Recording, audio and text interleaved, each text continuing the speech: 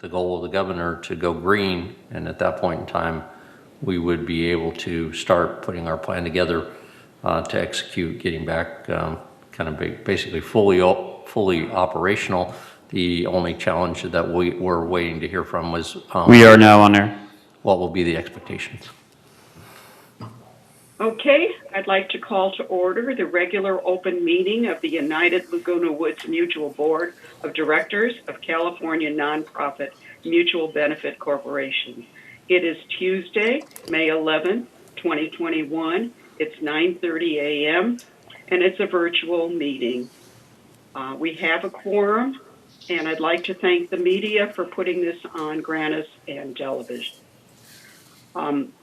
I'd like a motion to approve the agenda with one change, that we make 11C 12C because it is a new resolution. Can I have a motion to that effect? I so move. We approve the agenda. Thank you. Andre, is yours a second? No. Well, no. I want to since you are in the adding the agenda stage already, I want to clear up in the 13E landscape presentation. I would like to present some landscape performance measurement KPIs that I've collected so far. Could you hold that for the director's comments, please? No, I would like to share that with landscape, because that's the landscape committee result. That should be in that instead of okay. We'll discuss. We'll allow you to do that at landscape. Okay, I will share this. I will send a spreadsheet to. That's enough. We're done with that. Let's go ahead now. Is there anybody that objects to the agenda? Madam Chair. Sure. Madam President, I don't object. I just have a question.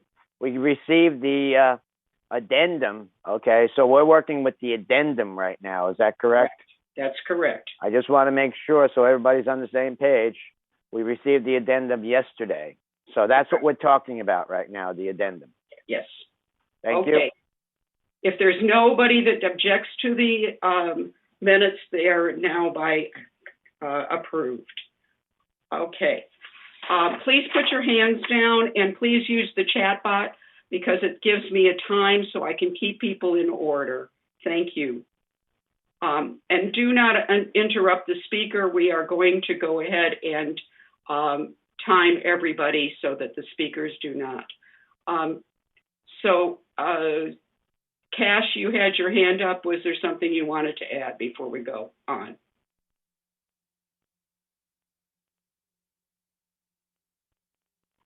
I'm having some technical problems here, so. Well, we heard you loud and clear now, so. Thank you. Let me know in the chat box if you have technical comments.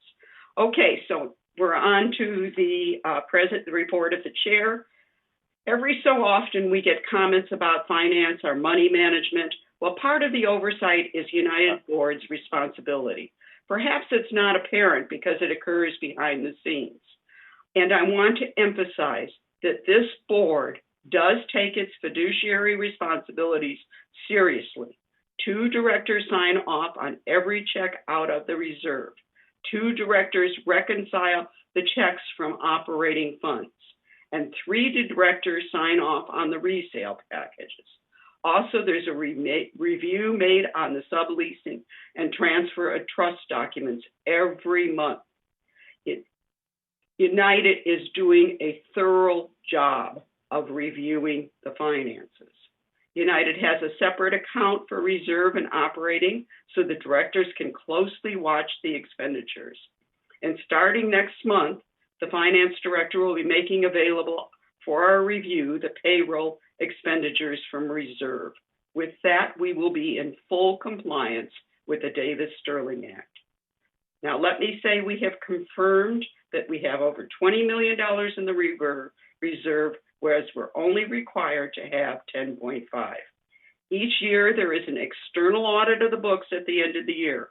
This year, it was done by KPMG, one of the major auditing firms in this country. There were no errors reported. United had a clean audit. Speaking of finance, I'd like to bring up another meeting. During United's closed session, the board looks very closely at the delinquency report and actively seeks resolution of every arrears. For those who are behind in payments, the board is willing to set up new payment schedules and tries to assist in any way it can. We try to be empathetic, but United is not a charity, and our main source of income is the assessments. Every effort is made to collect in a timely fashion. Each month, our Finance Committee has a thorough review of the finances in the Finance Committee. They welcome any resident who attended. Another reason to look at the finance report is see where United spends its money.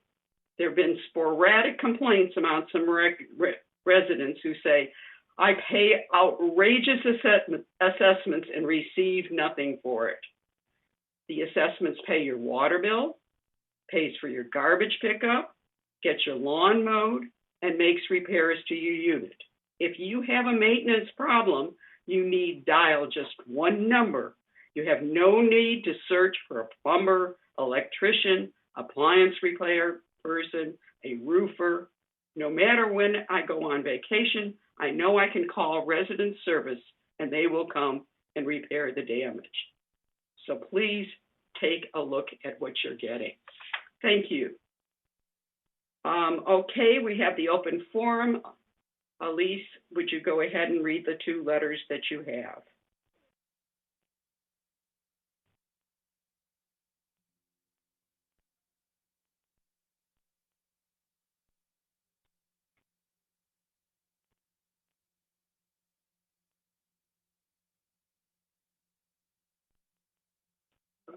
Elise, we can't hear you. Well, while she's doing that, my apologies. I'm sorry. Good morning. Please wait a second. I need to take care of what I forgot to do, and Carl kindly reminded me. We need to approve the minutes from the last meeting. Are there any edit changes that need to be done to them? If not, I'll assume the minutes were approved. Thank you. Thank you, Elise. Go ahead. Good morning, Madam Chair. Our first letter comes from Helen Edelstein of 712C, and she writes, Dear Mr. Jeff Parker, we recently celebrated Earth Day, and it reminded me of a project I suggested several years ago. Many products that we use in our laundry rooms are contained in plastic, paper, and cardboard packages. A recycle container, appropriately labeled, could be placed in each laundry room. When this building is cleaned, the recyclables could be placed in a recycle bin. Please consider this idea to help Laguna Woods Village ecological efforts. Thank you, Helen Edelstein. P.S. You provided a terrific vaccination program. We are all appreciative. Our second comment comes from John Beckett of 364Q. United's operating fund is out of cash. Last month, we owed $6 million in property taxes, but we had only $4 million in our operating fund. For the past few years, our managing agent, VMS, has been borrowing money from United's reserve fund without the board's authorization, which violates the Davis-Sterling Act. Last month, VMS borrowed $2 million from our reserve fund in order to pay the property taxes. VMS is promising to restore the $2 million to the reserve fund in July. Meanwhile, VMS wants to borrow even more money from United's reserve fund, millions of dollars more. Before lending money, a smart lender will ask several questions. Number one, who is promising to repay the loan? Village Management Services is promising to repay the loan, but VMS has no income and no assets. The money they manage belongs to United. Number two, is VMS trustworthy? In 2017, VMS transferred $4 million from one of the Golden Rain Foundation's reserve funds, the Trust Facilities Fee Fund. In 2020, VMS transferred another $6 million from the same reserve fund. How much of the $10 million has VMS repaid? Not one penny. Number three, what if the borrower defaults? If the borrowed money isn't repaid within 1 year, the board is required to levy a special assessment to recover the full amount. The balance in United's operating account is minus $4 million. Where will you, our directors, get the money to repay these huge debts? You'll have it you'll have to get it from us, the homeowners. We have never paid a special assessment, and we don't want to start now. Please tell VMS to stop borrowing money from our reserve fund. VMS is predicting that negative cash balances will occur every April for years to come. I believe we can eliminate those negative balances. Here are my suggestions. First, direct management to deposit the members' property tax contributions in a restricted bank account. Second, instruct management that the money in the restricted account is to be spent for property taxes only. Last year, United was obligated to pay $12 million in property taxes. VMS collected $12 million in property tax contributions from the members of United. If VMS had deposited the $12 million in a restricted bank account, VMS wouldn't have needed to borrow money from United's reserve fund. Yours truly, John Beckett. And that concludes the comments. Jeff, do you want to recap this, or go ahead, Jeff? Certainly. To the chair and members of the board and to our residents out there, I would like to reply. Mr. Beckett had sent not only this letter, but also a letter to the Globe, and we responded. I responded to in the corresponding Globe the following week with regards to a response. He is correct, and I want to make sure everybody understands. He is correct that we do move money from the reserve into the operating to cover if there is a shortfall in the operating fund in order to pay, in the most important one, and twice a year we have property tax bills.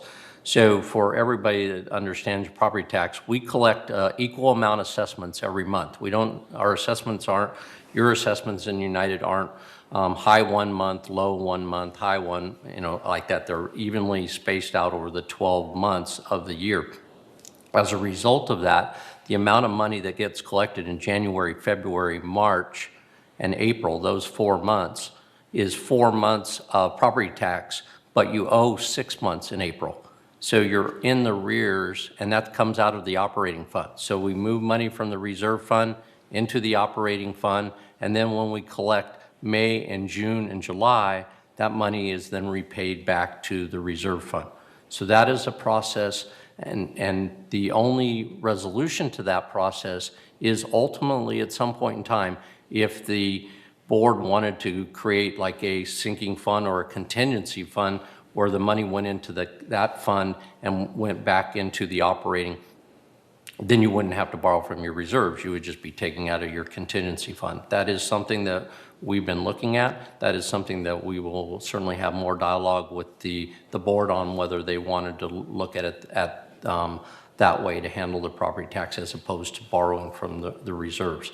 On your agenda today, a very important item is that you've noted 11C, now 12C. I believe you've moved it to 12. And that will address all of the parameters and the legalities with regards to the process that's necessary, the resolution that's necessary, and the following of the Davis-Sterling Act with regards to moving money in from reserves into operating in order to pay these, what we'll call this borrowing that we did in order to meet your obligations under your operating fund to pay property tax. If you didn't have that upfront payment, then you probably wouldn't see a need for, with regards to property tax borrowing at all. There are sometimes with regards to payroll expenditures or certain expenditures that the operating fund has less money than what has been brought in by assessments. That's the other time in which you would need to or look at borrowing. But the main occasion is with regards to property tax. The other one I wanted to mention, Mr. Beckett brought it up a couple of times, is this $10 million. We went back and looked. The only $10 million that we're aware of, and I mentioned it in the letter, was that GRF borrowed $10 million in 2013-2014 timeframe that they were going to look at with regards to expansion of some facilities, and that the GRF board reversed its position on that. That $10 million came in and went out in the very next year and was paid back to the bank And so there is no $10 million that was borrowed by United specifically. So I don't know what Mr. Beckett is referencing that. We've asked him to come forward with any information that he wants to provide. The only $10 million that I'm aware of is the GRF $10 million one-time loan. If there are other times, they are smaller in number. As you will see in the staff report, what's being recommended for the borrowing that we would have done this last April. And then, of course, potentially we have the same borrowing in December if we run into that same kind of protocol with regards to property tax. The good news there is that in the December activity, you have a longer time period with regards to late penalties on property tax. So there's more flexibility to collect all of the assessments necessary to pay the December payment, which really is due in November, but they give you all the way to December 10th to pay it, which allows us to collect both November and December's assessments from our residents. And again, with regards to, is there a way to set up an account that would not require us to move money from reserves into operating to address the property tax? I think there possibly is, and we are putting together a game plan, and we'll take that back to your finance committee and then ultimately to the board if they want to move in that direction.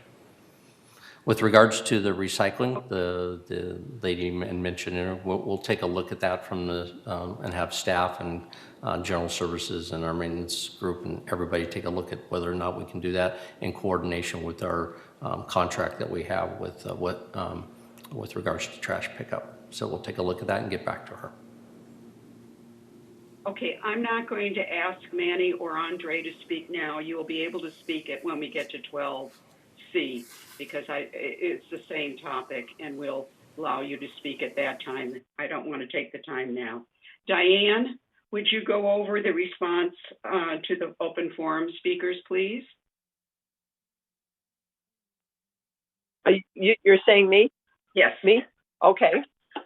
Well, I'd say both speakers. No. Last month that you got the email from Siobhan. Did you get the email? I don't recall. When did it come in? It came in yesterday. Okay, I'll go ahead then. Okay, I'm sorry. Okay. We had a speaker last month that was wanted to look at the method we have for when you lose your stock certificate, and we have not figured out what he was complaining that we require a bond. At this time, we're still reviewing what the effect of the bond is, and we will be we will answer this next month. We haven't had a full review of it as yet, and we will be taking it up. So this will be put off till next month. Okay, number 8, Director Khan. Norm, are you here?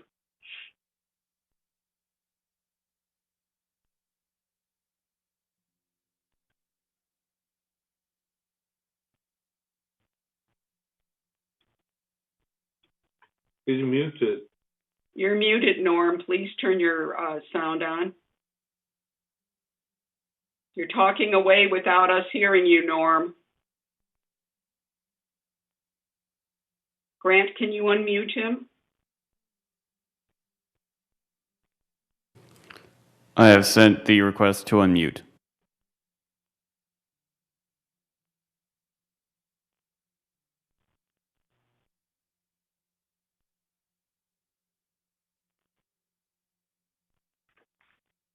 Can you hear me now? Yes, we can, finally. Okay, great. Well, thank you, Madam President, and hello to all attending today. I've been asked to report on various key performance indicators, or KPIs, that relate mostly to United Mutual, but also to the village. The list was sent to me by Catherine Lasser, updated for me by the respective department directors. All of the following KPIs had a resolved target date of not beyond August 31st. First on my list is the good news about the ongoing remodel status of the Performing Arts Center. I'm very pleased to report it's scheduled to be completed and reopened in mid-September with a new, fresh look and many, many upgrades. I know everyone is waiting for the shows, films, plays, and more to roll again, including yours truly. Regarding the United Asbestos issues and requirements pursuant to the AQMD and COLOSHA, discussions are on target to meet the May 31st response schedule. And from what I understand, it'll be very informative. The next item on the KPI list is the hiring status of an administrative support person, which would be for additional maintenance and construction, plus energy committee meetings. Ernesto, the director of MNC, stated the position is still open and we are actively recruiting for a candidate in a difficult and very competitive labor market.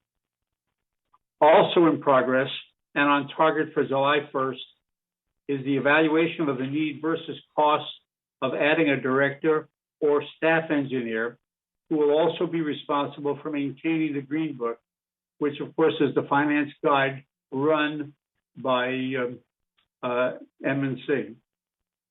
Ernesto has concluded the position is currently an unnecessary additional expense for his department, but the board, as he says, or CEO may have other ideas. Therefore, this is pending. Another item that was requested was the professional development training for key staff members, which was slated to begin June 1st. I'm pleased to report that it's currently being taken by all MNC staff, and this will continue on an ongoing basis. It probably will expand to other units. On other critical KPI staffing matters, I've been told that we are now fully staffed in alterations and variances, and also fill the facility engineer position. So, with the lifting of more COVID-19 rules, the village is gearing up for its return to prior levels of service and entertainment. This concludes my key performance indicator report on KPIs, and I would like now to welcome Chuck Holland, who will add to the report. Take it away, Chuck. Thank you, Mr. Khan. I appreciate that. I think what we want to do is get Grant to share a presentation that I'd like to go over with you very briefly to kind of give you an idea where we're going to be at as far as our malware event that we had last year, and what we're doing to not just to recover from the malware event, but what are we going to do to protect the community in the future. So, if Grant, if you share that presentation with us, it should be in your email box. There we go. All right. So this is inside your package here. You'll get a copy of the entire slide deck. There's about 12 slides, but because of the sake of time, we're just going to go over a few. I'm just going to kind of briefly go over a summary and then kind of give you some an analogy of the situation and where we're going in the future. So with that being said, the malware recovery, we know October last year we were hit with a pretty significant malware attack. As you know, it's happening all over the country right now. In particular, the most recent one is the Colonial Pipeline on the east coast of the U.S. It's a tragedy. We're only really focused here on our little slice of the world here at the village and how we're going to do to recover that. Basically, just in a high-level overview, the type of attack was really through a email phishing scheme. Essentially, what they do is they send out thousands and thousands of emails in the hope that an employee or a staff member double clicks on an attachment. Inside that attachment, there is a macro-enabled Excel spreadsheet that launched a macro and spread this virus all over the company. Basically, that's how it is. That's what it. In a nutshell, that's what it was. This thing came in through email. From a recovery status, I'm thinking we're about 90% recovered. The good news is we didn't lose any data. The bad news is some of the systems that we had that some of our users use to get access to that data, they still need to be, they're still in the process of being repaired. We have them all identified. They're all in a pipeline to be repaired, and hopefully by the end of May, we're going to knock them all out. Some of the items that we're really focusing in on is cost collection, damage restoration, resales inspections, and also our energy management system. Those are the 4 biggies that we're working on to finish up the recovery process. Lessons learned. Obviously, there's a lot of lessons learned through the malware event. For me, the biggest lessons learned is the priority of the recovery steps. For me, it was always about first thing to recover was the communication, right? You got to get your email up and running, you got to get your phone system up and running, you got to get your call center up and running. The next thing we focused on was all of our financial systems, then our work order systems, then our forward-facing resident systems. So that's the path that we took to recover these systems. You can't do it because of the sheer magnitude and number of systems that we have, both in diversity and just different disciplines. You can't do it all at one time. So we learned a lot of lessons there on what is the most important for the organization. So a lot of great lessons learned. As far as your recommendations, on the very next day, we have an incident response team that came in and helped us mitigate this, the malware attack. We brought in law enforcement.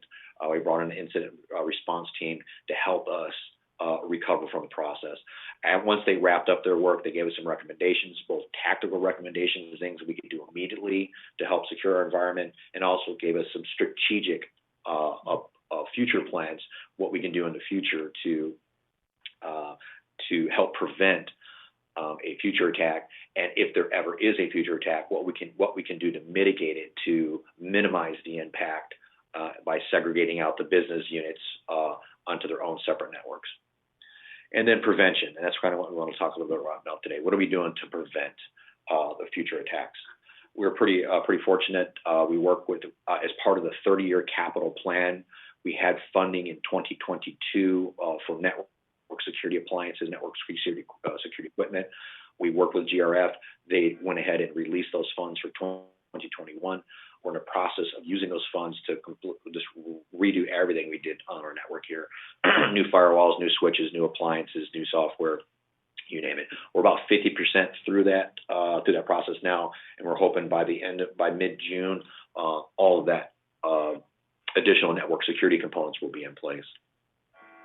But I know that's a lot of words. So I want to kind of go over a few, just kind of a picture, give you an analogy. I think it was pretty popular with some of the other committees that we have presented to. Can you go to the next screen? And go to the next screen right here. Kind of an analogy of how of the attack. This is a kind of a simplified overview. It was like, what happened? Okay, pretend this house is our network, right?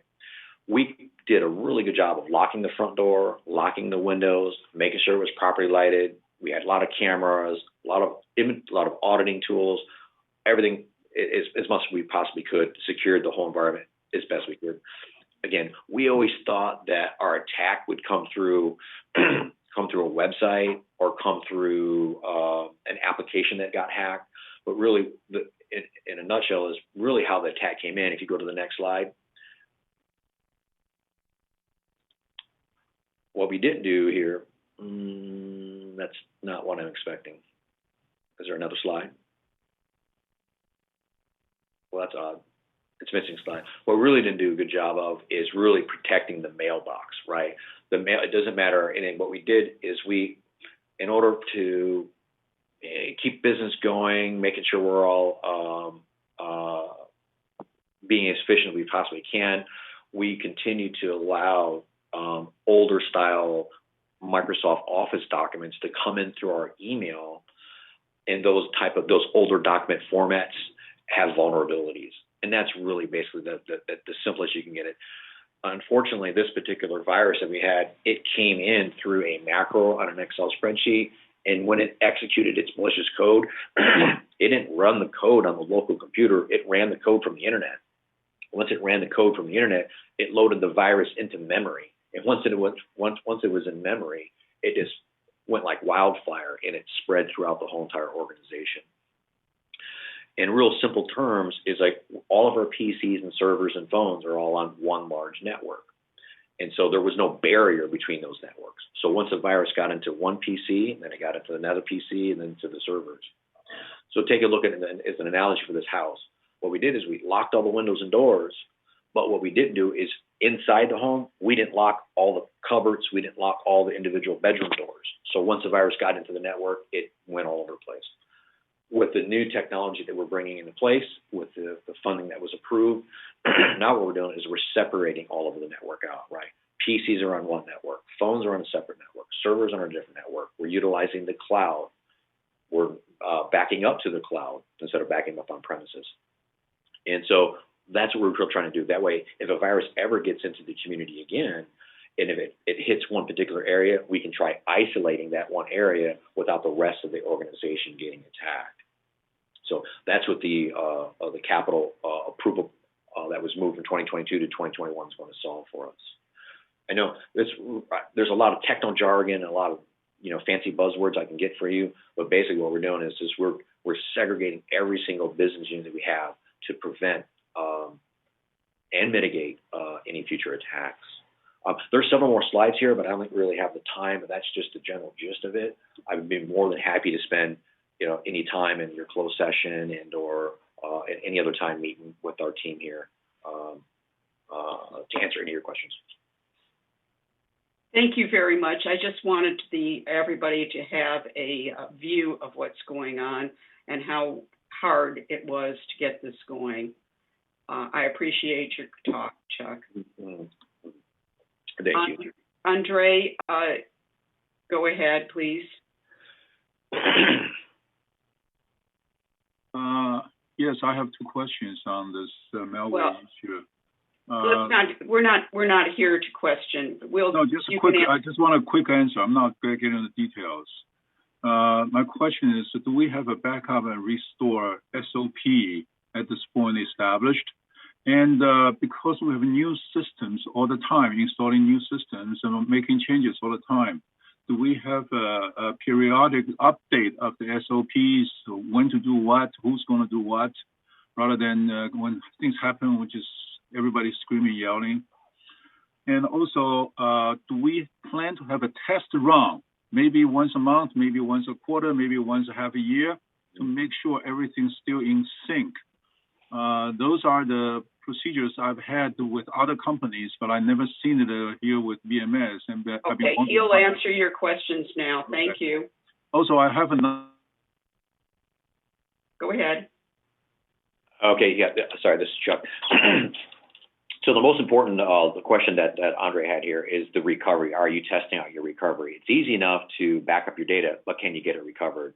And that's absolutely what we've been doing. We've been testing that on several different occasions here, and particularly for our financial system, Microsoft AX, as well as our work order system, Stellar. Both those systems are now in the cloud. They're being backed up in a way that they're called immutable backups, meaning that they cannot be tampered with. And yes, we have recovered those systems on several different occasions. We're right now we're working on some SOP documentation. We definitely need to keep that updated and review those documents with our technology advisory committee we're putting together. So we got a lot more work to do on our SOPs, a lot more work to do on getting them updated, and then and presenting that to our committee. Thank you. I think I'm just curious. There's a technology advisory committee at this point. You are on it, Andre. I'm on it. I haven't received. Point of order. He said one question and he goes on. I have said two questions. Thank you. We're done. Both of you, we're done. Bye-bye, Chuck. Bye-bye. All right, we're moving. President unfortunately Margolis, wasn't aware that we there was, do have a resident who wishes to comment. Right, that's what I was getting to. Okay, thank you. Have you promoted them so they can speak, please? Yes. I will move them now. Thank you. Andre, feel free to call Chuck to write up your questions, and we will be. This is not related to Chuck. This is related to Con, the VMS report. Okay. Right now, we're going to go back to open forum for a minute, and we'll see. Thank you. We'll see what we can do. I'd like to keep moving through this because we've got a lot to cover yet. This is a relate to council report. I haven't got a chance to talk about it yet. Okay, Andre, I hear you, which I will get to you when I can. Thank you.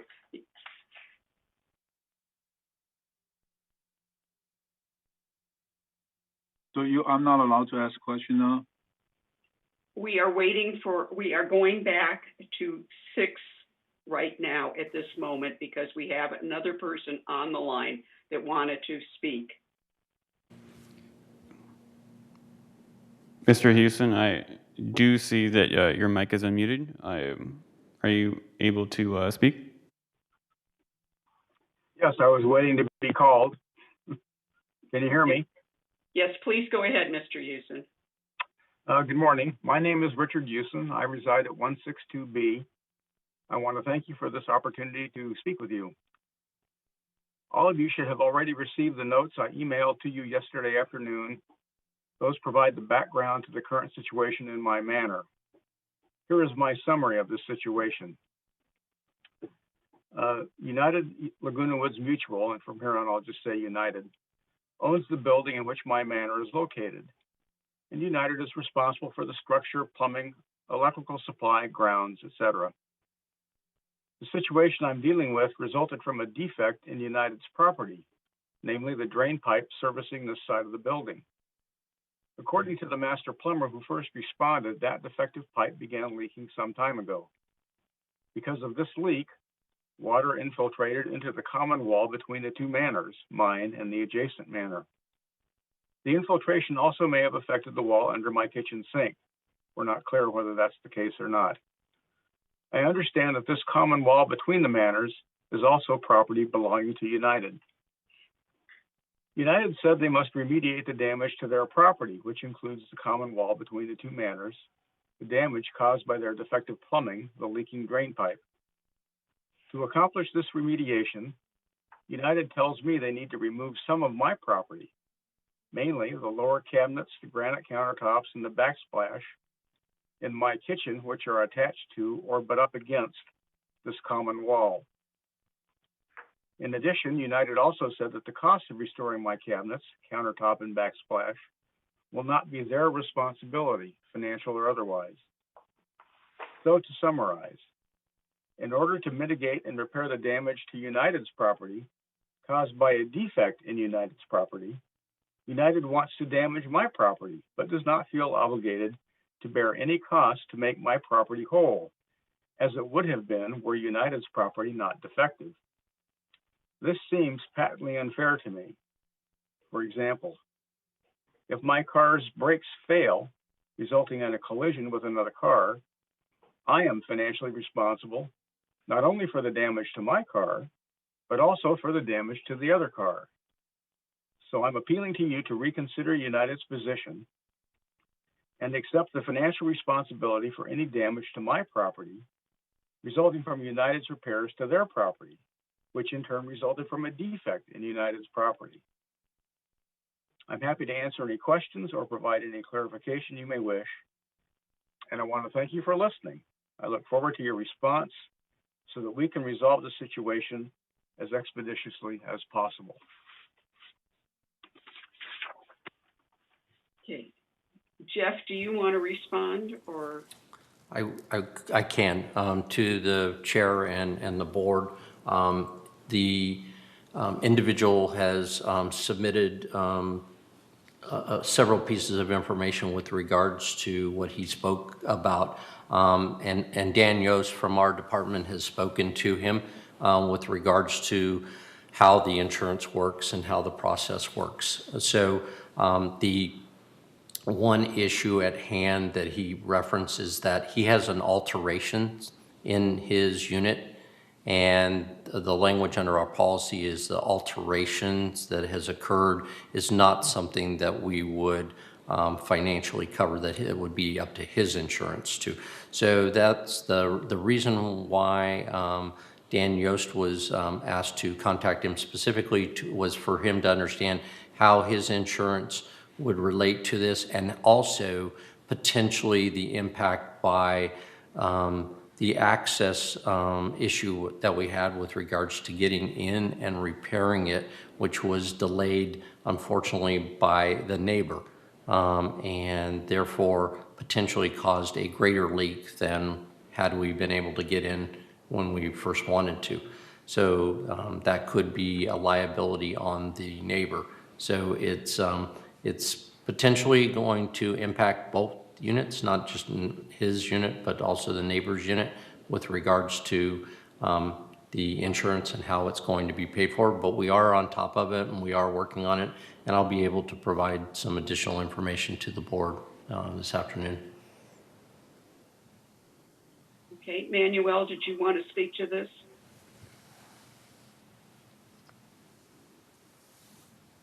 You're muted. Yes, I did.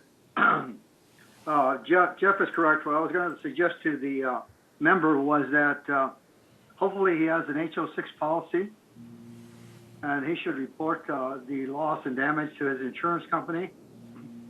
And one misinterpretation that often happens is that if the loss was a result of something faulty on the part of the mutual, like a leaking pipe, they are responsible to restore your property back to its original condition.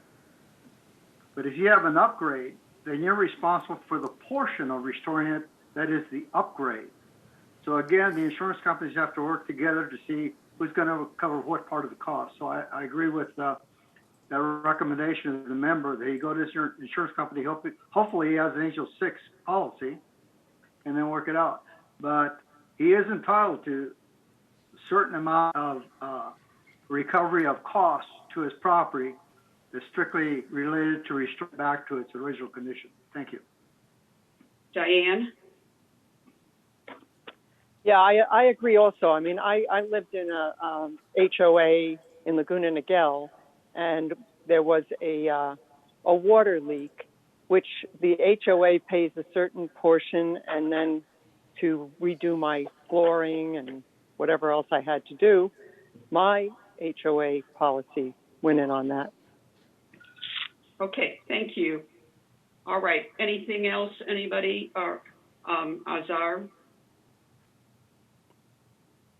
Yes, thank you. I think that could you please respond to that analogy that this person explained? For example, if my car is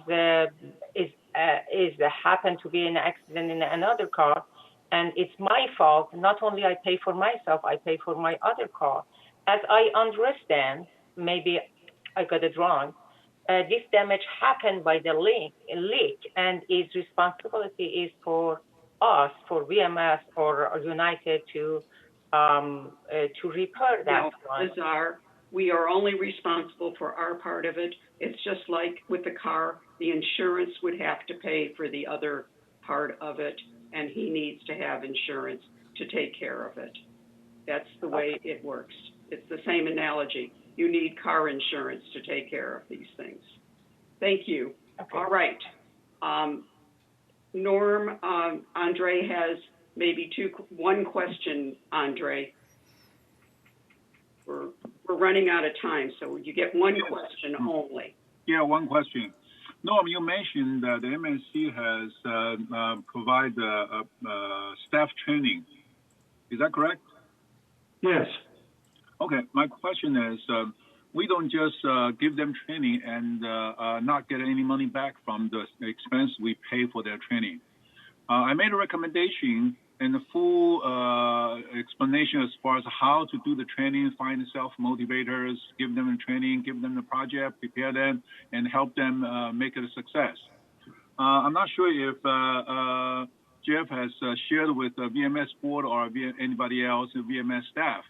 What I'm recommending is when we send people to training, we don't cut costs. We don't save money on that. We spend money on them, and we want them to write up a project plan that once they took the training, come back, we will provide them an opportunity to make it happen, to learn something new, the best practice in the industry, and so upgrade our business practice here. is that considered in the whole project plan? I don't think Norm can answer that. I'm sorry. That is not a question Norm can answer. He can answer no, and he will bring it to the attention of the VMS board. Okay.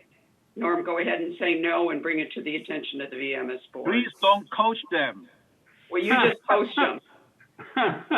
I didn't want to coach them. I said that's one possibility. Okay. So what do we get back? Point of order. Point of order. Come on. Order. You always let Norm speak, please. Go ahead, Norm. Yeah, Andre, I'm not familiar with what you sent to Jim. I was not made aware of that. I only know what I was told yesterday in preparation for this meeting. I would suggest you follow up with Jim and see what, if anything, has been done. I don't recall it being brought up at the VMS board at the last meeting, but I wasn't at the last meeting. I was on vacation in Europe. So I can't answer your question. I suggest you contact Jim. Okay. Jeff or Jim? All right, Andre, we're done. I don't know who to contact. Jeff has heard you a number of times on this. Thank you. Cash, go ahead. Andre, you're done. Thank you. Cash.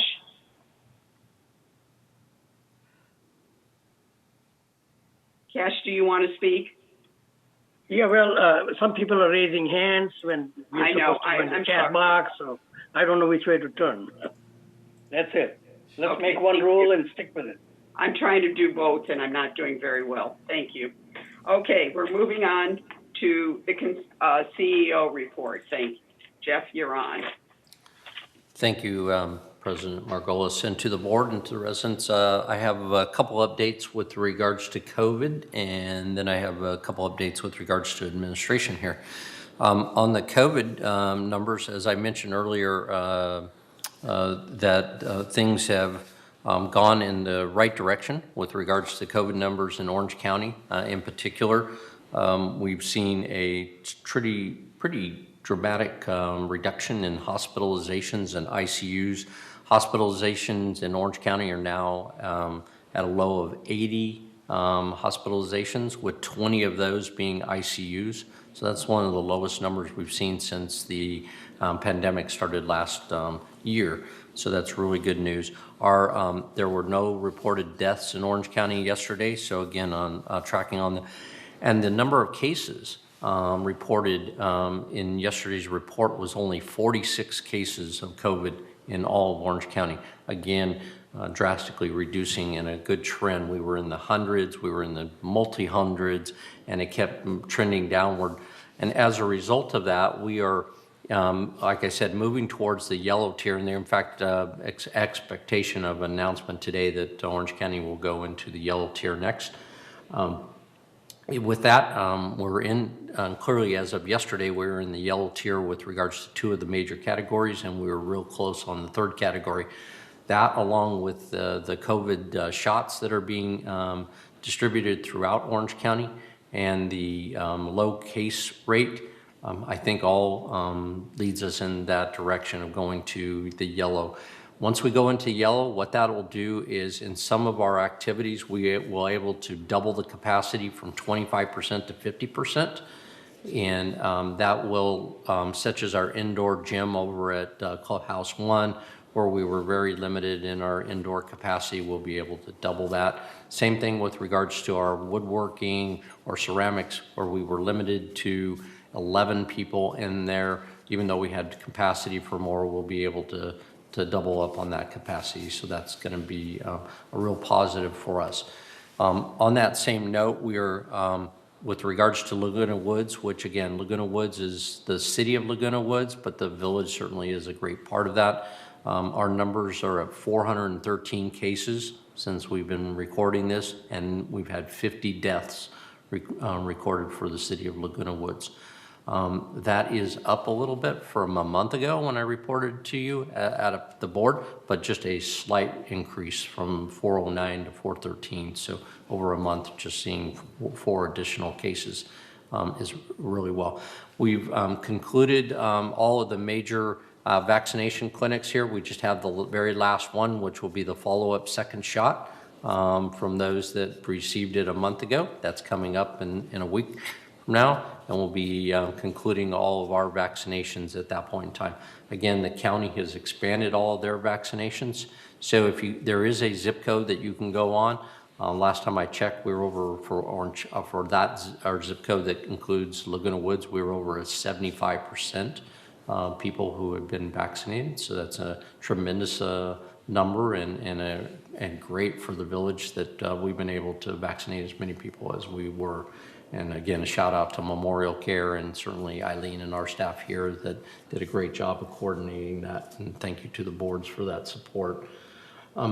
I did want to again mention that what does this mean going forward? Obviously, the first baby step, next baby step is the yellow, where we'll be able to increase our capacity. But the real one that we're got the eye on the prize is in the governor's proposal to hit the green area, which would mean back to no more tiers, no more structure with regards to how many limitations you have on capacity. There may still be recommendations and requirements with regards to wearing masks indoors of facilities, because that comes out of the CDC and the state and the county working together.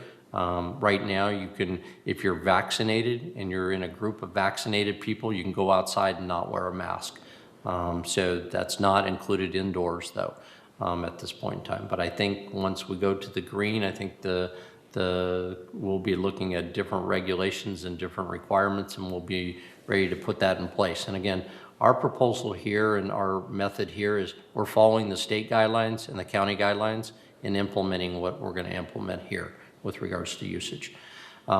We are in the process and have been in the process of gearing up for a reopening, including hiring staff, part-time recreation staff. We had a discussion about that yesterday and how we can accelerate that. So we're moving in that direction, as well as communicating with all of the clubs as to what activities they're going to want to do, what scenario they're going to be in, and whether or not they need the capacity or what rooms they're going to be needing in the future. So we're meeting with club presidents. We're having that dialogue with the survey to make sure that come July, assuming that late June or mid-June, we get the go-ahead, then we can really gear up and start having our clubhouses back open and all of our activities running like basically what we did before the COVID hit us as hard as it did, and with covering obviously the regulations that are still going to be in place.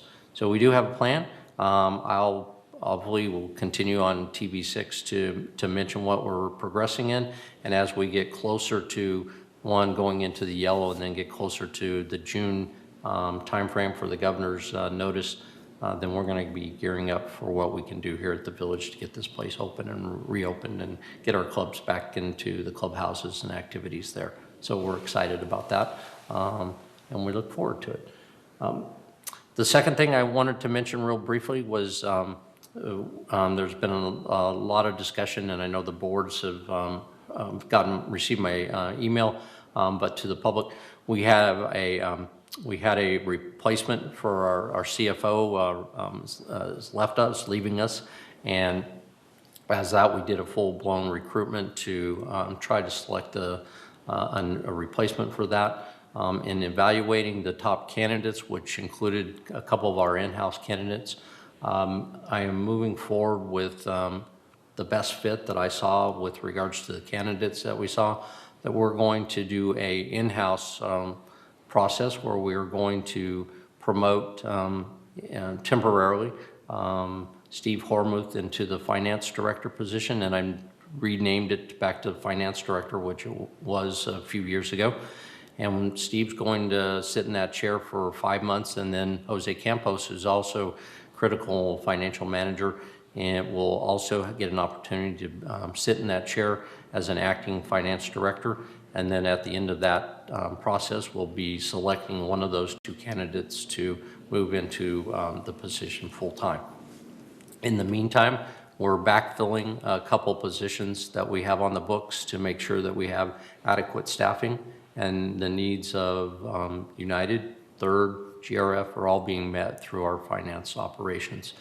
As a result of that, and as part of that, I've pledged and I've indicated to the board presidents and vice presidents the other day, and as I have indicated in the minute, I will be taking a more active role, as well as Siobhan will be taking a more active role to support the finance department to ensure that they're meeting and addressing the desires and needs of United in particular, and talking today, and the comments that Sue had made in her opening comments, because we want to move this thing forward and we want to do it appropriately. And we look forward to it, and my two staff people are very anxious to move forward. And to put it bluntly, this is going to be a cultural change, and we want to create a cultural change that I think is going to be real positive for everybody. And so I appreciate the ability to let you know what we're doing, and we look forward to moving forward. Thank you. I'll turn it over to Siobhan because I know she has a few updates. Siobhan, Sarah? Thank you, Jeff. Yeah, Siobhan, please. Honorable President, members of the board, I have a few announcements this morning. From the Recreation Department, the Village Bazaar is returning on Saturday, June 5th from 10 a.m. to 2 p.m. This will be held in the Clubhouse 5 parking lot. Registration is currently open via ActiveNet. Spaces are assigned on a first-come, first-served basis, so if interested, we encourage early registration. For more information, you may call the Recreation Department at 949-597-4382 or email recreation@vmsinc.org. Thanks to all the dedicated volunteers, the Library and History Center reopened on May 5th. Library hours are Monday through Friday from 11 a.m. to 3 p.m. and Saturday from 11 a.m. to 1 p.m. History Center hours are from 11 a.m. to 1 p.m. on weekdays and by appointments. Patrons must follow social distancing practices and wear face coverings at all times. The Social Services Division, Memorial Care Saddleback, and the Foundation of Laguna Woods is hosting a free virtual class on age-friendly care with a special emphasis on mobility and falls. This will occur on Thursday, May 20th from 2 to 3 p.m. Dr. David Law will lead an interactive discussion covering the 4 M's framework and best practice interventions for an age-friendly health system. Participants will have the opportunity to ask Dr. Law questions during the discussion. To register and receive the Zoom link, please visit memorialcare.org/balancing act. And as a reminder to our new residents to the village, they are encouraged to attend a virtual new resident orientation session. These informational sessions are an opportunity for new residents to become familiar with the Mutual and to talk to a board member who represents the Mutual.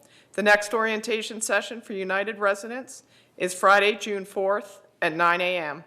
Residents should RSVP by emailing Executive Assistant Becky Jackson at becky.jackson@vmsinc.org.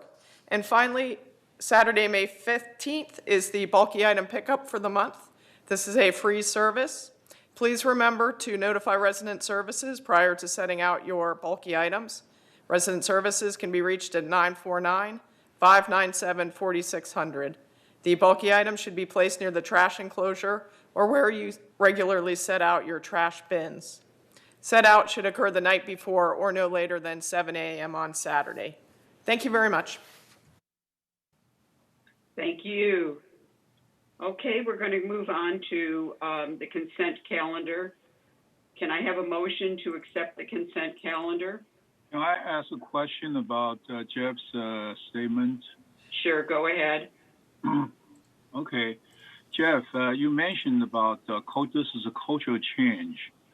So for the past year or two, we've had this one for the culture has been stayed the same. And once after Betty, our CFO, leaves, the cultural change becomes possible. Are you implying that Betty is our CFO is the only one that holding off the cultural change?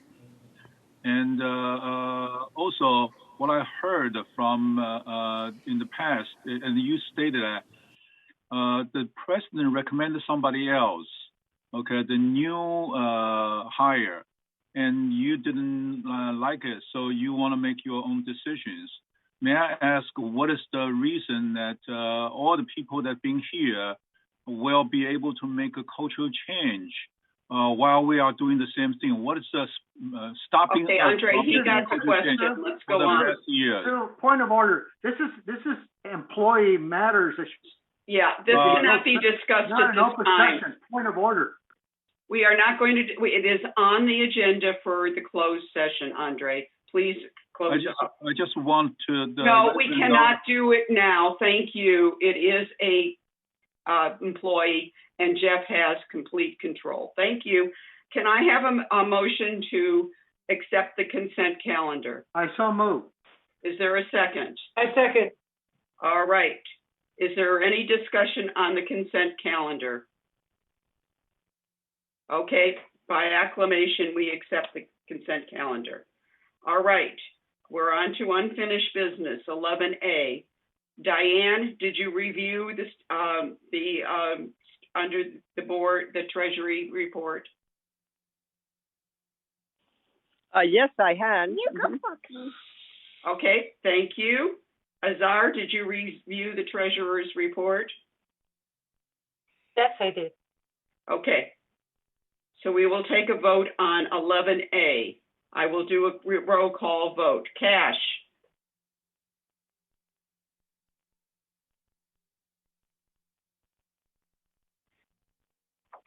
Okay. Elsie. Yes. Netta. Everybody seems to. Manuel. No, and I want to explain why. I'll make it. No, we will. Okay, we're still not in compliance. Okay, thank you. A lot of things have to happen to bring us into compliance, and then we can approve these things. Okay. That's why we do these reviews. Yep, it's fine. Azar? Yes. Reza?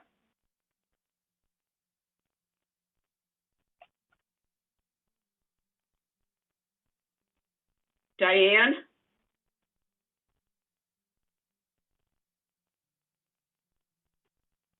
Diane? Yes. Carl? Yes. Andre? Yes, I approve them, but I wish I could get more detailed information. And, okay, thank you. Cash? We will take that as an A. Reza? An abstention.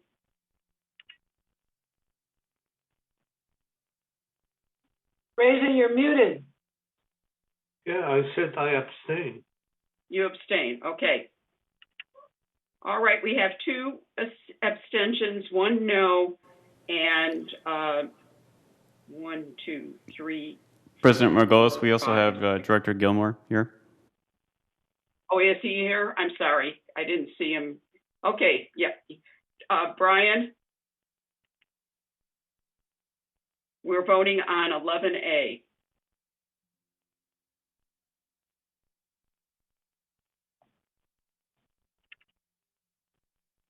Well, I'm not hearing. And I know I don't have a picture, so. Okay, we'll take that as another abstention. So we have 3. I have a procedure issue question. Andre, this is not the time. Thank you. Let's move on to 11B. Why is not time to talk about procedural question? Because this is not a procedure.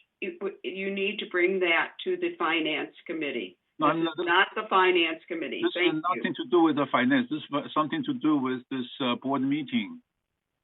Okay, I'm moving on. 11B, please. Elsie, would you go ahead and have you done your work on that? Why can't we express opinion? Andre, please be quiet. I've asked you not to talk. Thank you for yelling at me, okay? But I'm sorry, I don't mean to yell. I'm just tired of you interrupting when I say. I'm asking a procedural question. Go ahead and do it, please. Okay. My question is, why can't we express our opinion on our vote? Why aren't we allowed to express our opinion on the vote? Thank you. I will permit it from now on. Elsie, please go ahead. Have you done your resale process the process. Would you make the motion for accepting the resale process efficiencies? Yes, Madam President, I make the motion that we accept 11B relative to the resale process efficiencies. I will second that. Okay. Now, is there any discussion on this? Sorry, Sue. We just removed the processing for the credit card. As you remember, that if somebody have a higher credit report, it doesn't necessary to send all these reports. Right, correct. Why we remove these things and the weeks for the processing goes up instead of coming down, because before malware is 3 weeks, or even during the malware they told us 3 weeks, now it's 28 days. Okay, we've had a huge number of resales, and we have had a number of people out. So we have had lack of staff. I think it will be taken care of pretty quickly. They are moving as fast as they can. Yeah, and Nada, this is only for, excuse me, Madam President, Nada, number one, this hasn't taken effect yet because it was on 28-day review. And number two, this only affects the people doing the reviews. Which would be board members. This doesn't affect staff. Except it cuts down a little bit on their scanning time, because they don't have to scan 20 different pages. So it affects them a little tiny bit, but mostly it's so anyway, okay, Pamela's on the line. We'll let Pamela answer. Let's take the vote, Pamela, if I can. Hold on, Madam Chair, you asked for comments. Okay, I didn't see you I'm sorry, I don't see you in the box. Okay, go ahead, Carl. Sorry. By the way, I have to get this Zoom program redone. Okay, Shaban, okay. Please have Chuck sent me the new Zoom program, because I'm having major problems today. Under the circumstances right now, we decided we weren't going to read through the pink pages, okay, 25 specific things, whereases, okay, but we were going to do the version, the Cook's Tour version of the thing. But in this particular case, we didn't even do the Cook's Tour version. We basically said, yeah, we're going to vote on the item, but we don't even know what the item is. Okay. What are we doing? I mean, Elsie, would you go ahead and do a little more on this, please? Sure. This is we went over this last month, Carl, but that's fine. Basically, this is not the financial qualifications. This is just well, actually, Pamela, do you want to do this, or do you want me to do it? I don't care. I'm happy to help. This is a recommendation to revise the financial qualification policy to show that persons with a FICO score of less than 700 must submit a full credit report. Those with FICO scores of 700 or higher will be permitted to submit a credit summary only in the membership application package. There were a couple of other administrative changes that we felt would reduce the paperwork within the resale packages. Let me get to the right page, I'm sorry. This related to escrow instructions in the resale packages. Typically they are 10, 12 or more pages long. Really all we need are the first couple of pages of the escrow instructions that identify to us and to you who the buyer is, who the seller is, their address, and the terms of the transaction, including any contingencies that might be included. The second administrative change that we believe we can accomplish has to do with those persons who own other properties and who report equity in those properties as a part of their asset qualification. Instead of having pages and pages of property profiles and market analyses, really all we need is the property detail page and the area sales analysis that reflects the median value for that particular property or properties. Lastly, there are applicants who provide their investment account documents, and they provide all of the details of every account that they own. And again, we don't need all of that detail. It's TMI. All we need is the summary page for each account that shows the date of the report, the owner of the account number, and the balance in that account. So with those three administrative changes and the board's approval of updating the credit report guidelines for your financial policy, we think that we can help streamline this process. Thank you, Pamela. And I would only add to that relative to the FICO score of 700 or higher, just not having to submit an entire credit report, that does not apply to people that have a FICO score of 700 or more who also have outside mortgages. Those people will still have to submit an entire credit report. And I want to point out also that this whole process came from complaints from directors that didn't like to go through all those pieces of paper. So this is, definitely a director-oriented revision, although it will cut some of staff's time down in terms of scanning. So are there any other questions about this? And this is on a 28-day review. So any other questions? Thank you, Madam President. Okay, we're going to take a vote now. All right, Cash. Can you vote?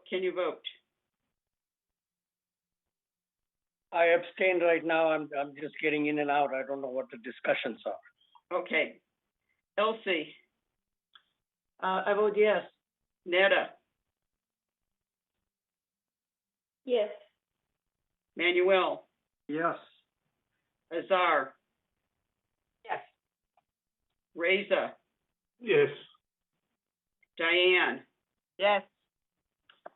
Brian.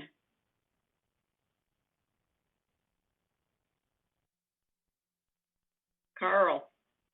Yes. Andre. Yes. We have 2 abstentions and all the rest are yes. And Cash, yes, the answer to your question is yes. Okay, we're going to go on to new business. The election schedule. I make a motion that we approve the 2021 annual election schedule and approve the resolution appointing the inspector of elections. Can I have a second? I'll second that. All right. Excuse me. So what happened to 11C? We moved it to 12C. It will be bringing it up as 12C. Right, thank you. Okay. We are going to approve using the same company as we've used all the time for the elections people. And I'm sorry. Okay.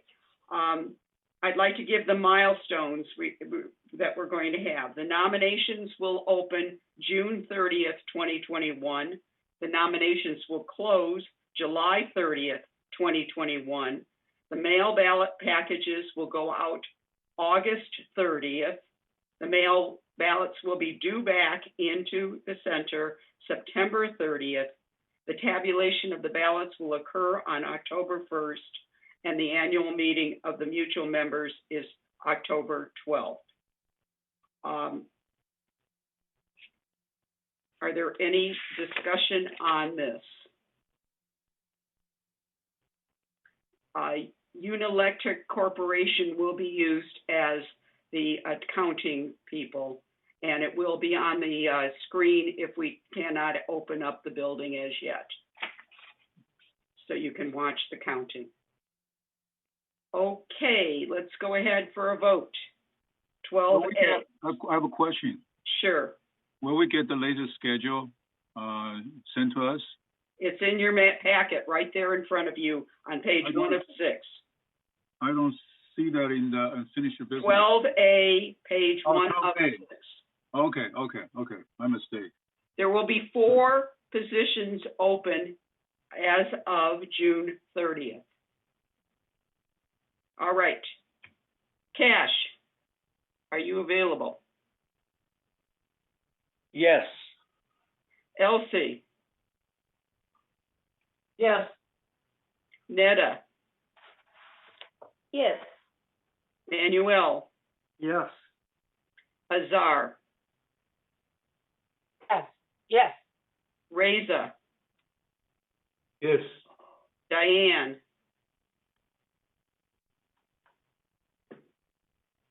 Yes. Brian, Carl, Yes. Andre. Yes. All right. We're ready to move on to 12B.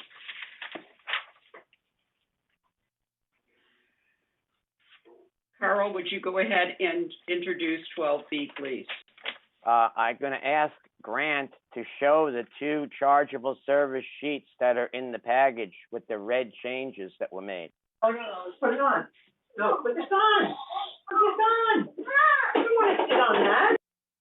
Diane, please mute yourself. Thank you. Grant, did you hear what I asked for, please? I'm not sure. Yes, one moment. Just let me bring that up real quick. In the meantime, I will state that on April 10th of last year, the United Board adopted a resolution as part of the handyman program to expand our list of non-emergency maintenance chargeable services so that residents could have a trusted VMS technician repair or replace an alteration that the resident had installed and for which Laguna Woods Village is no longer responsible to repair. In that program, we established a listing of services that would be offered with the associated estimated costs that could be charged for those services. And hopefully Grant can put that up. As would happen with any program, as we are using this program, we have found that additional services needed to be added since the requests have been made for those services. The chargeable services listing in this new resolution that is being presented today supplements the services that were adopted by the original resolution that is being, and that was approved on April 10th of last year. We have added 8 additional services to the listing, plus we have also added an additional limitation to the limitations listing that is part of the chargeable services. These additions are shown in red, if we can get it up, in your electronic board package. The M&C committee has already accepted these additions and it is now before the board for approval. We are only asking for approval of the additions and we are not here to reassess the whole listing and the whole program. So please do not question anything that was on the listing before this resolution was issued. I move this resolution. Is there a second? I second it. Thank you.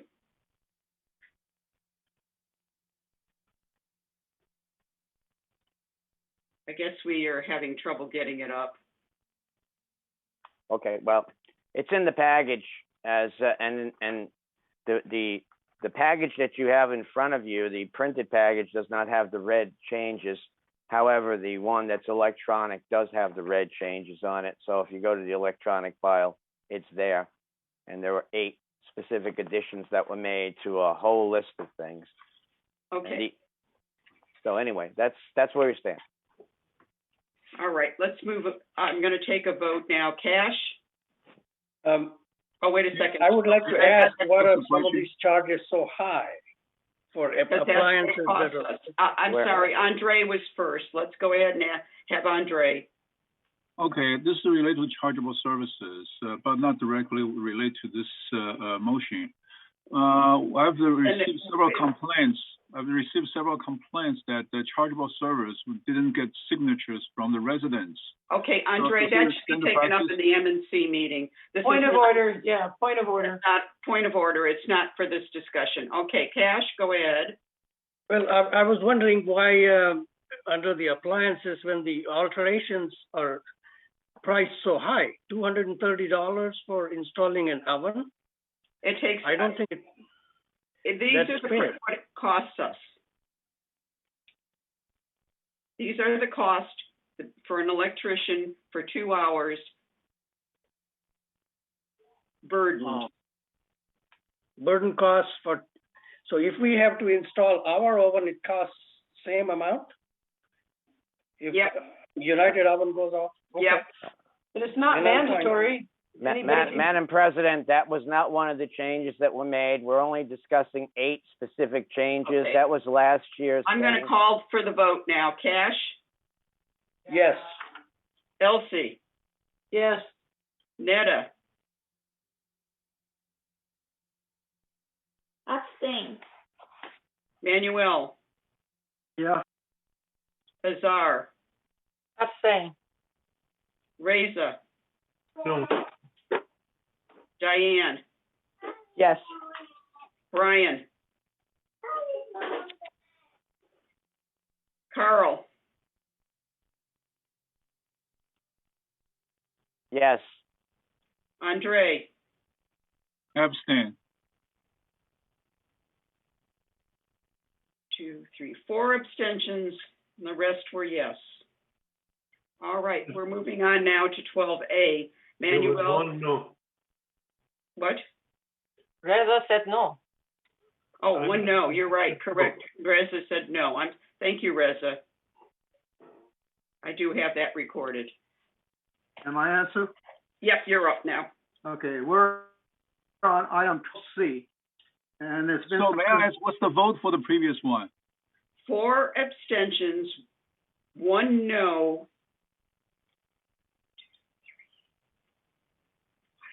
6 yeses.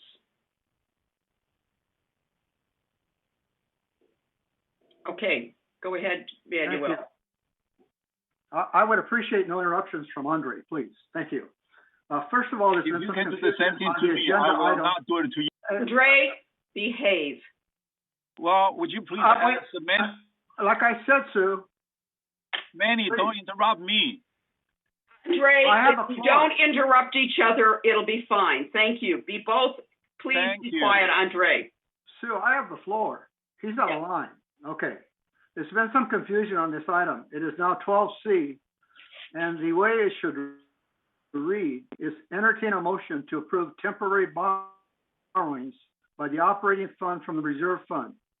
Then in parentheses, it should say, may initial notification. It must be postponed for 28 days for member review and comment to comply with Civil Code Section 4360. The reason why that is necessary is because even though it was brought up as a topic last month, there was no resolution attached to it. There were no requirements that weren't included in the report or in any of the items. This one now includes all those things. And I will make this brief. I will tell you what the resolution states. This would be resolution 01-21-XX. And it's labeled temporary borrowing by operating fund from the reserve fund. Yes, whereas pursuant to Civil Code 5515, the Board of Directors may authorize temporary transfer of funds from reserve fund to an association's general operating fund to meet short-term cash flow requirements or other expenses. This is only done if the board has provided notice of the intent to consider the transfer in a board meeting, notice provided pursuant to Section 4920. That notice has been provided as part of the agenda for this board meeting. Whereas it becomes necessary to transfer monies from the reserve fund to the operating fund due to timing differences as to when property taxes assessments are collected and the corresponding amounts are required to be paid, and also due to short-term cash flow shortfalls in the operating fund. Whereas the amount of funds needed to be transferred from the reserve fund to the operating fund has been determined to be $6,100,000. My previous draft had $6 million, but staff has come back and said the amount, the maximum amount that had been used has been $6,100,000. And the repayment of such funds from the operating funds to the reserve fund is anticipated to be provided by future property tax assessment collections and through positive cash flows from operations. Whereas it is planned and anticipated that sufficient cash flow will be generated in the operating fund to repay the $6,100,000 of the reserve fund in 3 months, and therefore a special assessment will not be needed. Now, therefore, be it resolved as of May 11, 2001, that the transfer up to $6,100,000 as a temporary transfer from the reserve fund to the operating fund for the reasons stated herein, and with a plan to repay the funds in 3 months, but no later than 1 year from this date, hereby authorized. Resolve further that the officers and agents of this corporation are here authorized on behalf of the corporation to carry out the purpose of this resolution. The other comments that I'd like to make here, so everybody understands, if at the end of 3 months or 1 year, this amount be paid back, then it has to come back to the board for approval for either extension or renewal of the amounts. I anticipate that it's going to be difficult to generate this much cash to pay it back within this time period. And I think we're going to be until the operating fund is able to generate sufficient cash flow to get us over these hurdles. This is going to be a recurring thing. But what I want to emphasize here is that VMS has to anticipate these things enough in advance so that we get them on the agenda and have them approved by the board with full knowledge of what's going on, rather than the way it's happened in the past. That's the way this will bring us back into compliance with Civil Code Section 5550. I welcome any questions that any directors have on this item. So that's the resolution that I propose. Okay, is there a second? I second it. I second it. Oh, whatever. Or Carl. Okay, we'll take Carl. Okay. The discussion will begin now. Let's see. Andre? I'm coming. I recently gave a thought on this issue, this temporary borrowing issue. What I would like to propose is that we have a separate fund for property tax, and all the money goes in there.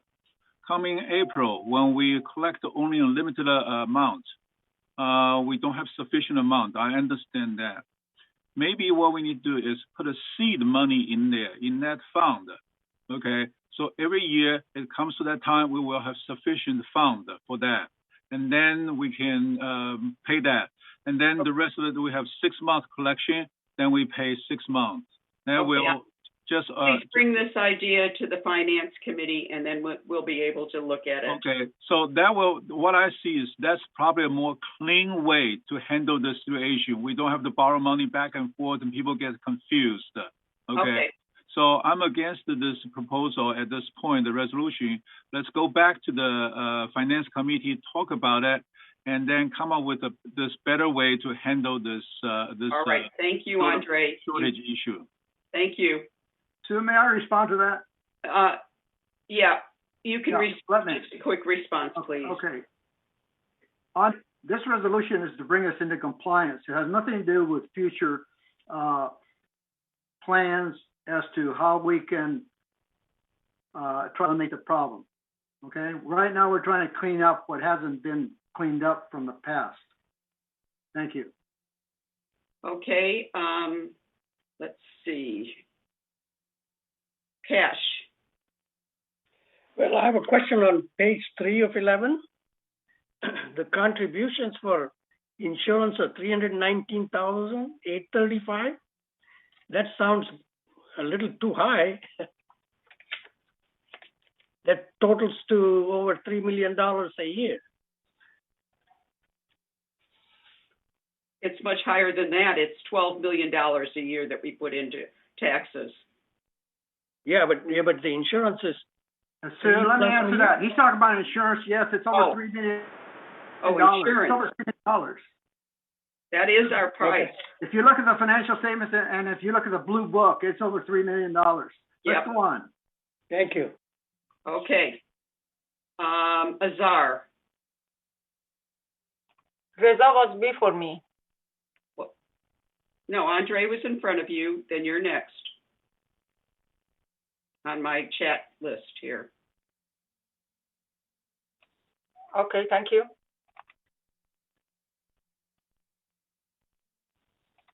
Let me grab my, sorry. Oh.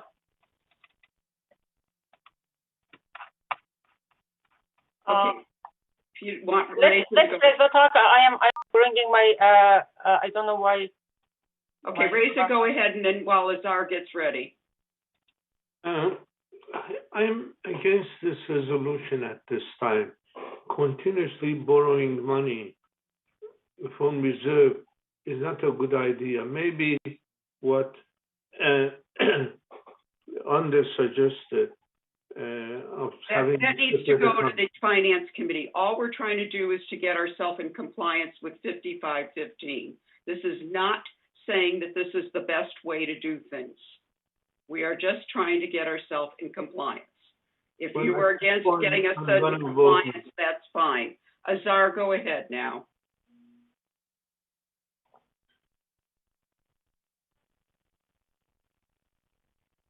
You're muted, Azar.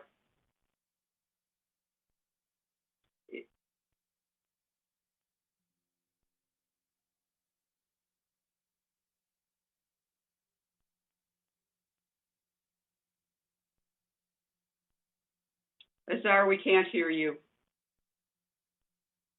Azar, you're muted.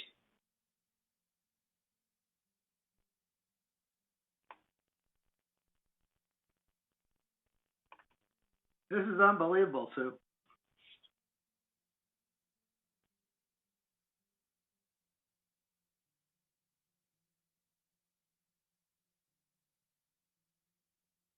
Sue, you're muted. Sue, you're muted. You're muted now, Sue. You're muted, Sue. Okay, thank you. This is not a vote on whether this is the best way to do finances. This is just to bring us in compliance with 5515. We will be taking this up in the finance committee to find a better way, if we can, to get out of this situation. And that's what I'd like to make sure that everybody's aware. This is not a vote on whether this is good or bad. It is a vote whether we're compliant. Okay, Azar, you want to go ahead? I can't hear you, Azar. You're muted, Azar. You're muted. Azar, you're muted.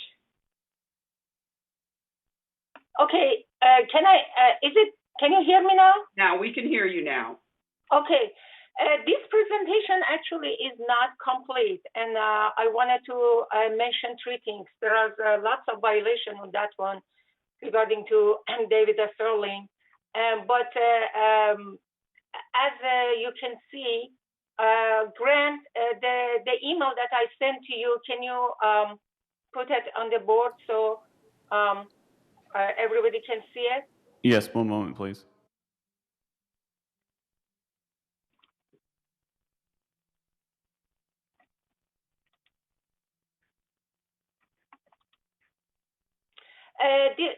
When is there, because I cannot see you, Grant, when is on the board, can you tell me? It's not on the board. Can you go ahead? Yeah, go ahead. There it is. Okay. This is the presentation that we received for the discussion is a $2 million difference. And we are talking about this point at this point. Of course, based on David Sterling, anytime that they need it, they have to present, and by approval of board, maybe they get, or maybe they not, in the hands of operating as a borrowing. But for this projection, I wanted to bring attention to everyone and all the board members. In the middle one is the projection that we received from VMS. And those red one is the one that I added. First of all, I wanted to mention that operating cash is not 7.9 million, is 8.2. These are based on March 31st. The both 6.37 is correct and 5.9 for property tax is correct. However, they are collecting supplemental tax, which is $96,479. And also, when you are coming on the down, when you're adding April, we are receiving from GRF on the April is $1,564,561. So when you add all of these, actually the amount is not 2.7 million, is only 750,000. And when you're adding at the end of the audit of 2020, the operating account has 580. Before operating account go and borrow from reserve account, they should use the money that they had in the hand. And that was 580. When you minus that one is 169,000. Not to mention that the excess revenue over the expenses for our March was 600,000, which bring the whole operating account in the positive, even they pay it in the April. So we can see there is no need for borrowing from reserve account. The managing must be correct, not the borrowing from the reserve account. And overnight, when President Margolis gave the full authorization to Manny acted as a king and right on to all of us in his kingdom that, I am reserving $6 million. I am talking and I am on the floor. $6 million he raised from 2.7, all of overnight by 6 million. And then guess what? We received an email from VMS staff that thanked him and said, well, we can get 6 million, why not 6.1 million? Sure enough, keep going up. What is the reason for all of this? There is no need to get money from the reserve account. I am asking all of you, and plus, the way Manny, you handle this one is 3 times you violated David Sterling. We need 4 days before to know this one. You are against 3 numbers. Madam President, I object. Madam President, please. I'm not talking. I am asking. I am done. Hold on. Okay. We can talk. Everybody can talk. Everybody can talk. Please. That's enough. Madam President, we do not put names in. We do not say names of directors when we speak. Thank you. Okay. I'm going to let Steve go forth because he is the finance person. Thank you, Steve. Thank you, Sue. So, Director Azar, so the numbers that were presented from the projection do in fact tie to March 31st financial statements specific to the operating fund. So you mentioned that, forgive me because the screen is, the numbers are no longer on the screen, but you had mentioned that there was cash of $8 million, 8 point something, but in fact, if you reference your financial statements that were presented to you previously, it is in fact the number that was on the projection of $7,911,000. So ultimately, the $1.6 million, I think that was referenced with regards to the receivable from GRF. So that's a monthly amount. So that is taken into consideration when we provided the projection. The only reason that the receivable was included in the previous projection is because there was, in the February projection, the receivable had not been paid from the previous month. So this is back on track, and hence why the projection is correctly stated. So, and specific to your question as to why it went from $2.7 million to $6.1 million. So that 2.7 is still listed as a projection. However, in order to keep an adequate amount of cash on file to pay other bills that are coming through, the additional $3 million was added. And overall, the whole reason why it was brought up to $6.1 million is, once again, if you go back to your operating statement, your fund balance sheet as of March 31st, you'll note that the payable to the operating fund was $6,037,000. So the intent of that $6.1 million was to address the March 31st statement as a peak borrowing.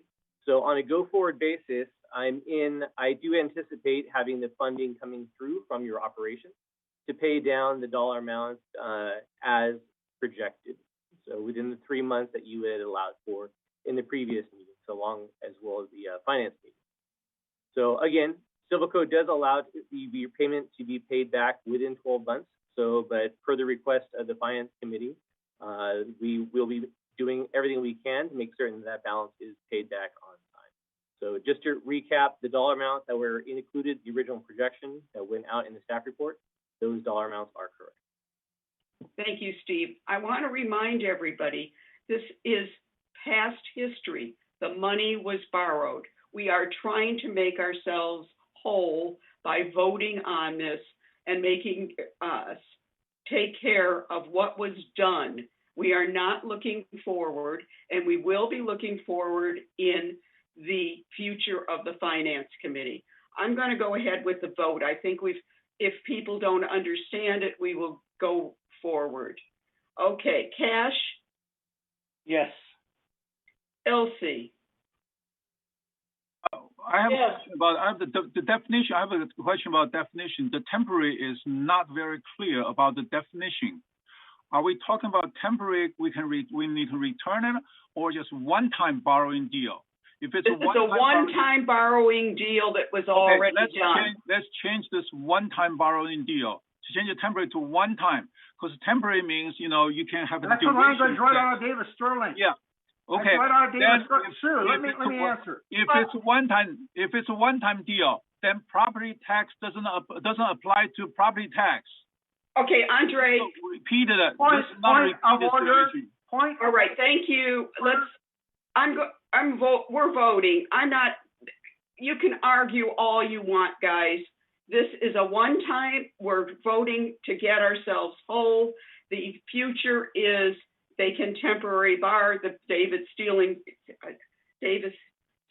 Steering says we can. Let's go on. Elsie. No, we don't even know what we're voting for. You're voting for the past of having borrowed $2 million for taxes. Yes.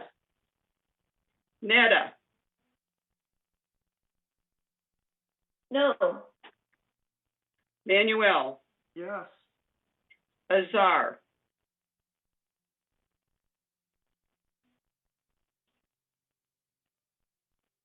You're muted. No. Reza. No. Diane. Yes. Brian, are you here yet? I am here and I'm voting no. Carl. Yes. Andre. No.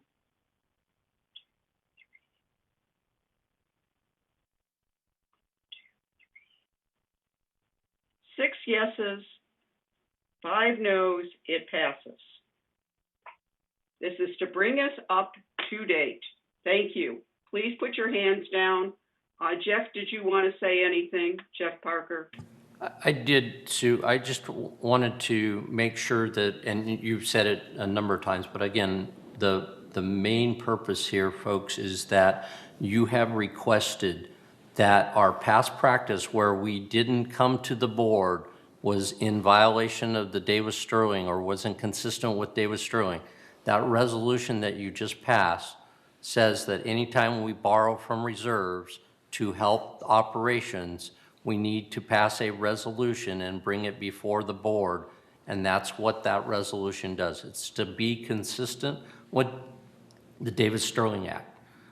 So I know the people that voted no, I think you were thinking more the process, but what we were intentionally saying is you need to have a resolution that says you're borrowing, it doesn't matter if it's $1 or $6 million.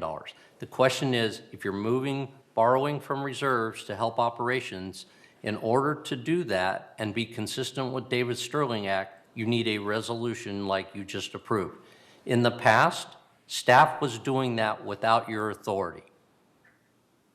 And what I mean by that, we were given the direction by former boards to move that money. And we have reports that show that the boards instructed VMS to do that, and PCM before that. This goes back many, many years. And the Davis-Sterling Act says when you move money from short-term borrowing from reserves to operation, it requires a resolution and approval by the board. And that's what this is all about. So it's not about a how much, it's about how. And I just wanted to say that. Thank you. Let's go on now to committee reports. Azar, you are ready for the finance report.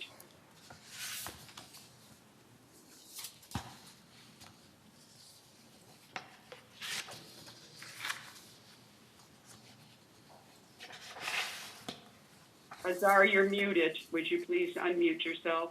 And Grant, can you put the slides up, please?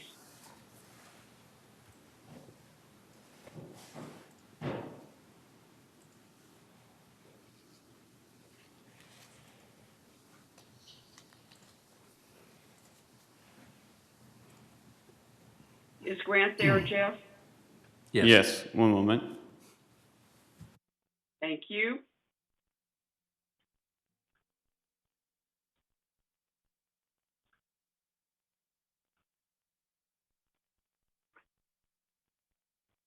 Okay. This is the slide 1. Through the reporting period of March 31st, 2021, total revenue for United was 11.3 million compared to expenses of 9.8, resulting in net revenue of 1.5 million. Can we have a slide 2, please? In finance, we keep a close eye on the operating portion of our financial results. The operating fund without depreciation shows an operating surplus of 715,000 through this report. And this chart shows how much of our revenue went to the operation. Okay, can we have a slide 3, please?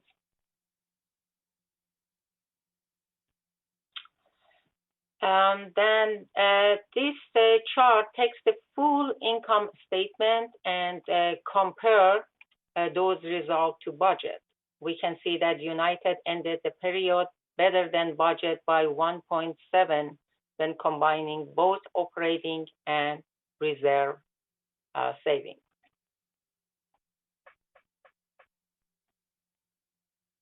And slide 4, please.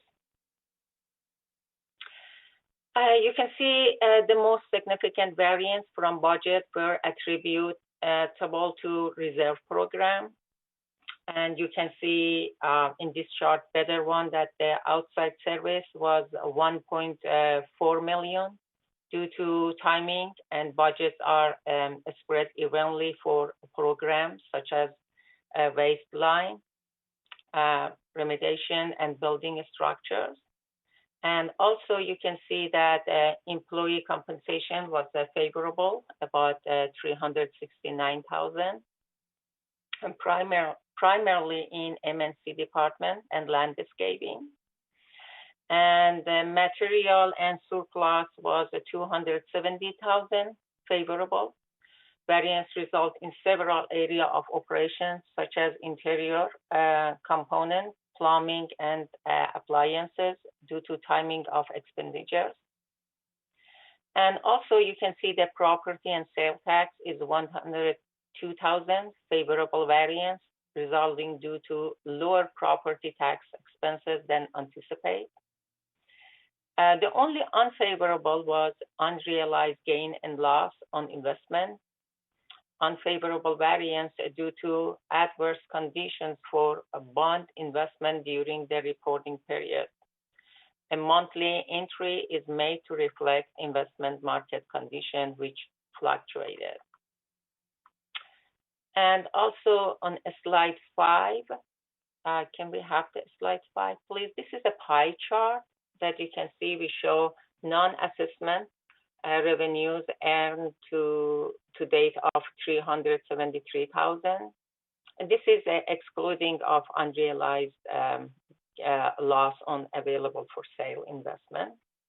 And if you include that investment, you can see that the revenue is totaled by 39,000.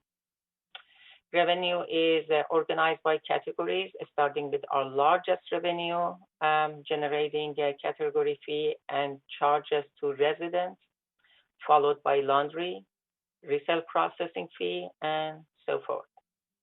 Just a second, if you can see how the others get percentage. On slide 6,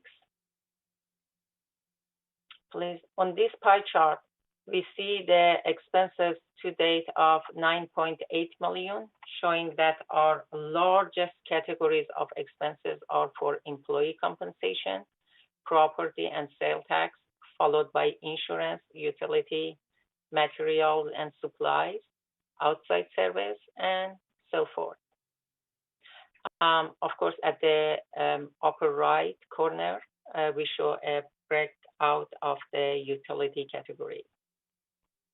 On slide 7,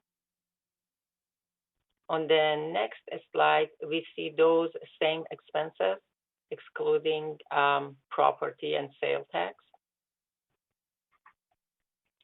And of course, on slide 8, our fund balance are shown here.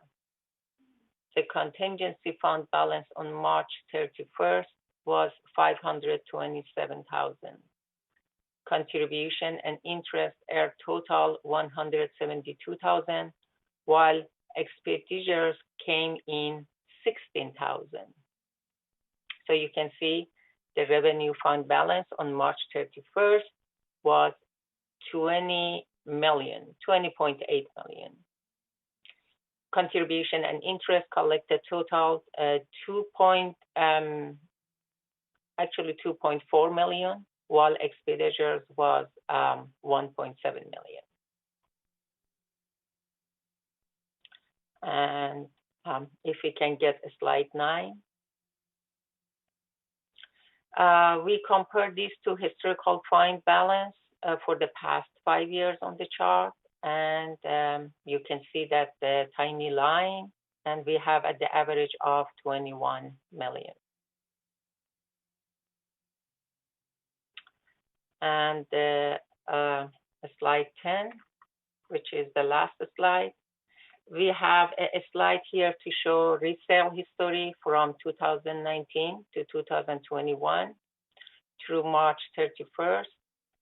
United sale totaled 87.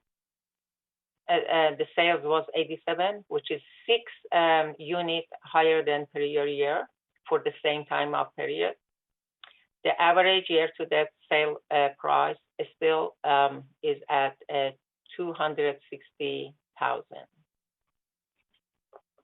And that was the report for March of 2021. Thank you.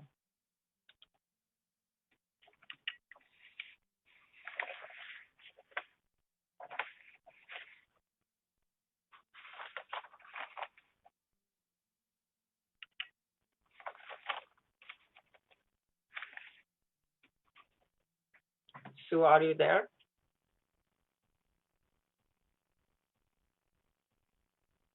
Brian, would you give the report for the architecture? I was muted. Thank you. Yes, we had our architectural committee meeting in April, and we also had a subsequent special meeting on asbestos, very well facilitated, and had some interesting outcomes. We have the next meeting is TBD because there's a conflict with Edison coming up and power outage, so we're rescheduling that. Thank you. Cash, would you give the report on member hearing? Yes, Madam Chairman, Chair. There were 3 items discussed. 2 were properly handled and taken care of. Third one has been postponed.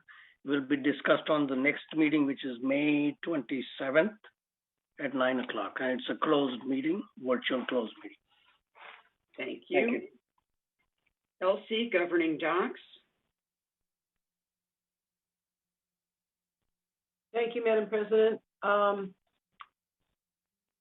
regular meeting of the United Governing Docs Review Committee took place on April 15th. It was a virtual meeting. I want to reach out a little bit to the people in the audience that if you want to participate or ask questions or submit comments, you can send it. You can send your comments and requests via email to meeting@bmsinc.org anytime before the meeting is scheduled. And you may also call area code 949-268-2020, beginning a half hour before the meeting begins and throughout the remainder of the meeting. You can also join it with Zoom from the calendar. We discussed the status of our goals, and they're coming right along, the operating rules guidebook, and active, we also discussed active resolutions being accessible on the website. I won't go into a whole lot of detail, but we voted on to recommend to the, I don't think we have to recommend it to the board. I think it's just a procedural issue about who's gonna, this has to do with the old resolutions prior to 2006. And staff is going to, well, again, that gets too complicated. But anyway, we have these resolutions that were prior to 2006 that contain phrases or names that are copyrighted elsewhere. And so we can't use those resolutions. We can't list them on the website. So we talked about ways to find the ones that are still active. A lot of them aren't even active anymore, but some of them are. So we talked about that. We accepted the committee chair guidelines, SOP, and that was about it. It was a full meeting. And the next meeting is on the 20th of May at 1:30 in the afternoon. Thank you. Thank you. Andre? Yes, could you bring up the spreadsheet that I sent to you, Grant or Cheryl? I need to show them the spreadsheet, the charts, and the matrix, and all this information to share with everybody. Just one moment. Okay, why?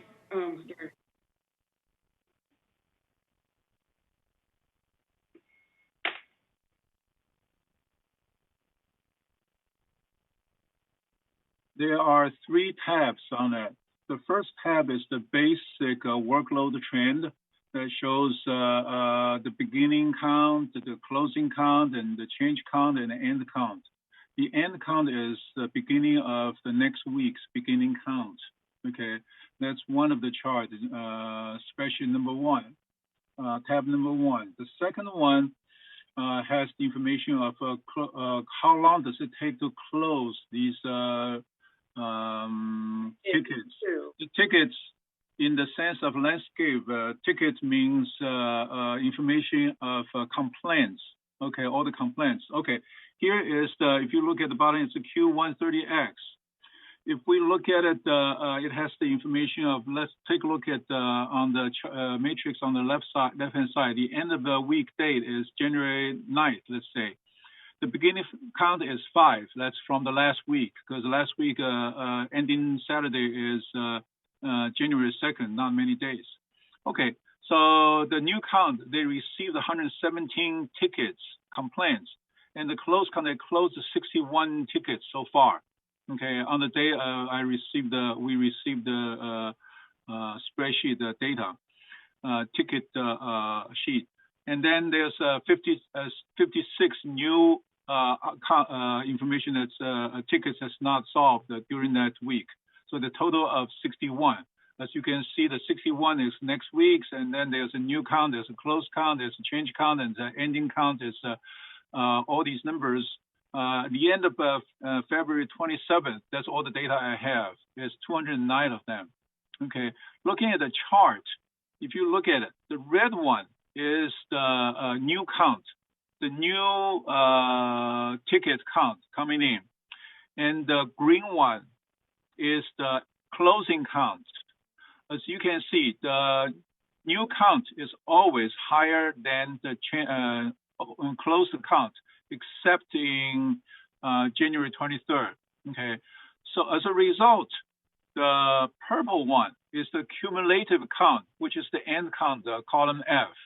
Okay, as you can see, the end count is continuous increasing.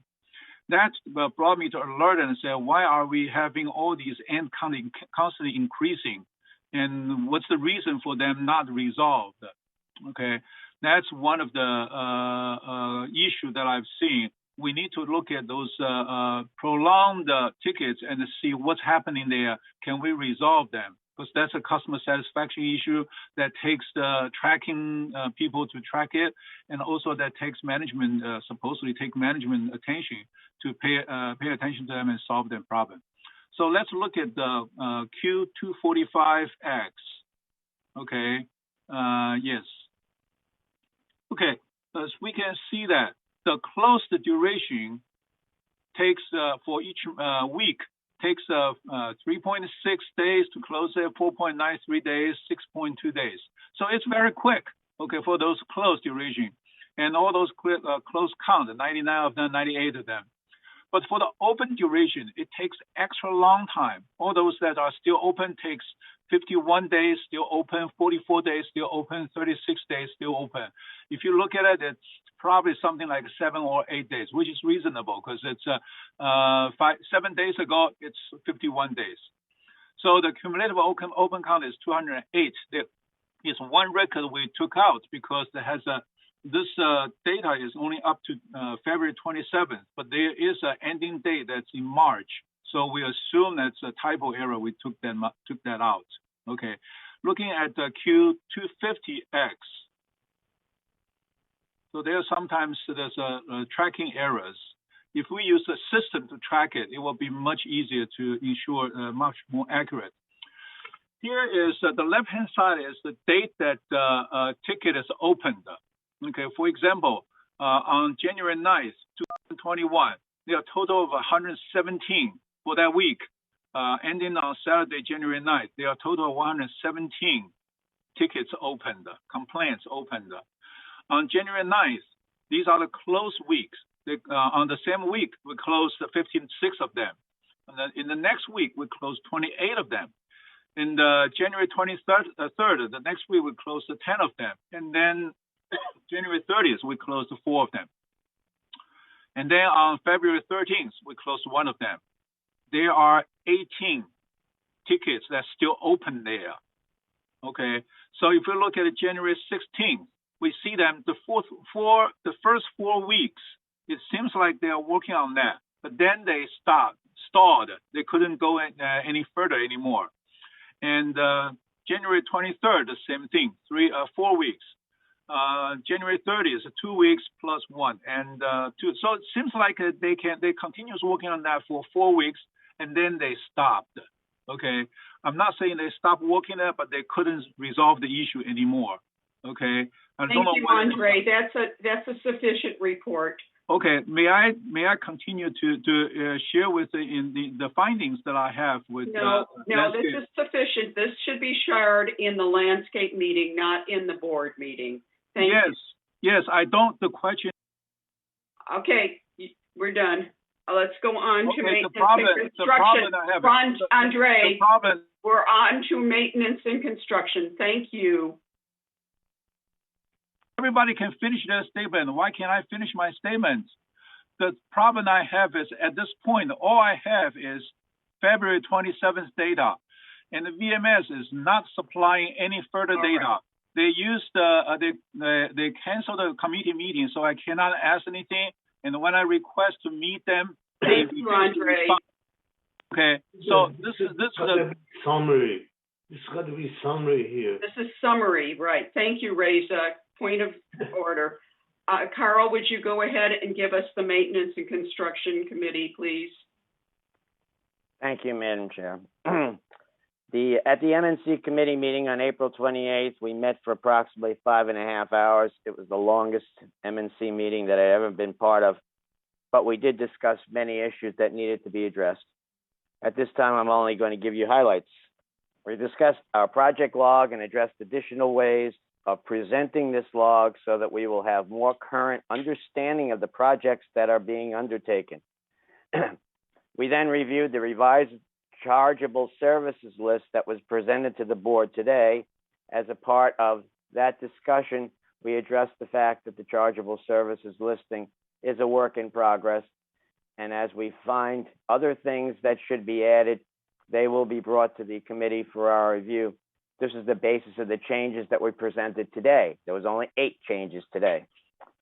We also discussed the potential addition of electric vehicle charging stations in United.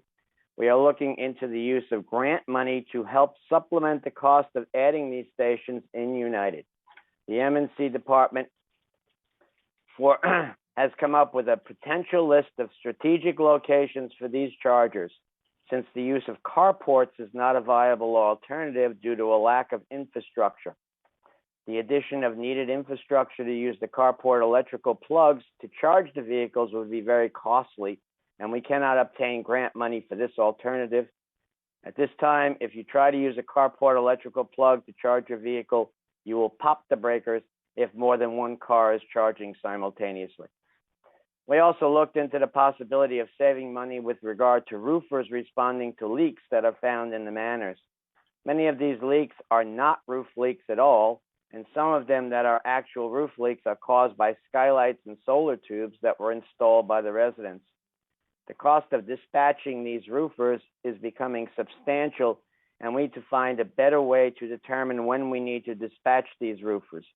We do try to send out our VMS water intrusion people to the manors as part of the triage process before we send a roofer out in order to determine if a roofer is actually needed. However, depending on the time of day or the fact of the weather itself, and it's not raining at that time, does come into play into the situation. And as such, we send out roofers prior to implementing the triage method in certain cases. We also need to ensure that we back charge the residents when leaks are found in roof penetrations that were part of an alteration that was put in by the resident himself. The damage as a result of that roof leak, which may cause damage to the actual resident manor and the manor below him or whatever, okay, is all to be borne by the resident if the leak happens as a result of a leak in one of the alterations that were made. Our next meeting is scheduled for June 23rd at 9:30 a.m. Please come and join us remotely via Zoom or whatever methods we're using these days. And the methodology to do that is in our village weekly newsletter. Thank you. Okay, and Netta, anything on communication? We didn't have any meeting, but I noticed that my email and yours and all that is on the village brief. And I just want to say that all the residents, if they have a problem or if they have any suggestion and recommendation about the media and communication, they can email me. And even we can arrange the Zoom meeting with the residents for the media and communication if they want to give us the suggestion. Thank you. Thank you. GRF, Azar, would you give us the report for the Finance Committee? Sure. GRF had a finance meeting on April 21st, and in that meeting announced by March 31st, 2021, GRF was better than budget by $171,000, and the actual excess of revenue over expenses by that period of the time was $431,000. Also, there was a discussion about reducing some vehicles that are not in use. the head of general service, Chris, said that Laguna Woods has 421 cars, and some needs to be replaced and some needs to be sold. And also, GRF had a loss on investment in March, and some concerned residents had commented that investing in equity might create a legal issue for GRF. And another issue, despite a motion that passed in previous finance meeting for getting some information from other banks to compare with the Bank of America fees, the finance chair, Jim, said that there would be no information regarding to bank fees, and we will stay with Bank of America. Also, an item placed in future agenda under microgrid financial impact by Director Brett Muldo, who he passed away last week. May he rest in peace, and may his work be remembered, and his passion towards using new technology in the village be continued. Next meeting will be a virtual meeting on June 23rd at 1:30. Thank you very much. I don't believe there was any strategic planning meeting, and it's to be the CAC, Elsie. Thank you, Madam President. The regular meeting of the Golden Rain Foundation Community Activities Committee was held on Thursday, April the 8th, 2021. And we had a lot of it's outdated now because we had the utilization of the open activities, the COVID tier presentation, things like that, you know, are thank goodness, are rapidly changing in a good direction.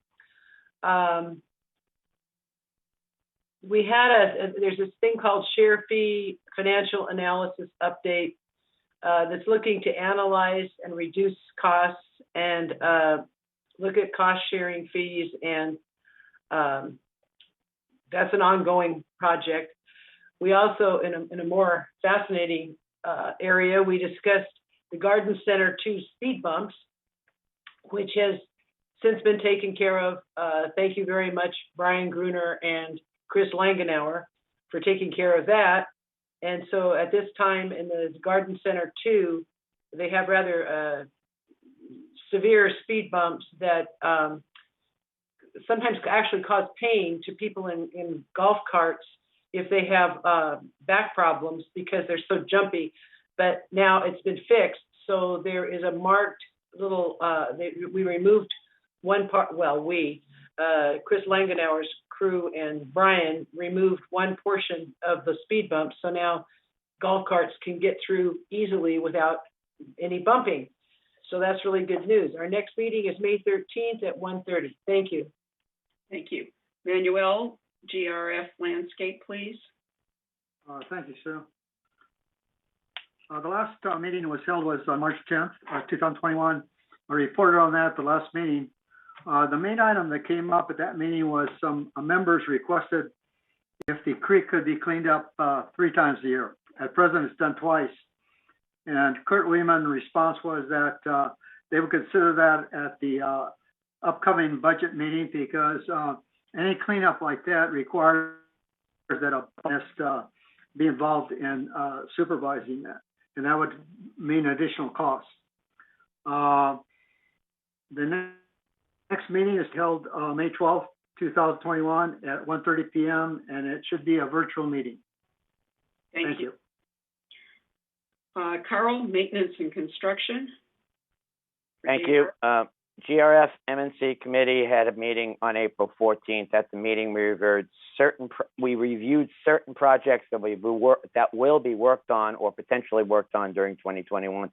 Among those projects, we discussed the potential location of EV chargers as they relate to the grants that we may get from Solar California Edison, which I just described within the United MNC meeting. We're doing the same thing in GRF.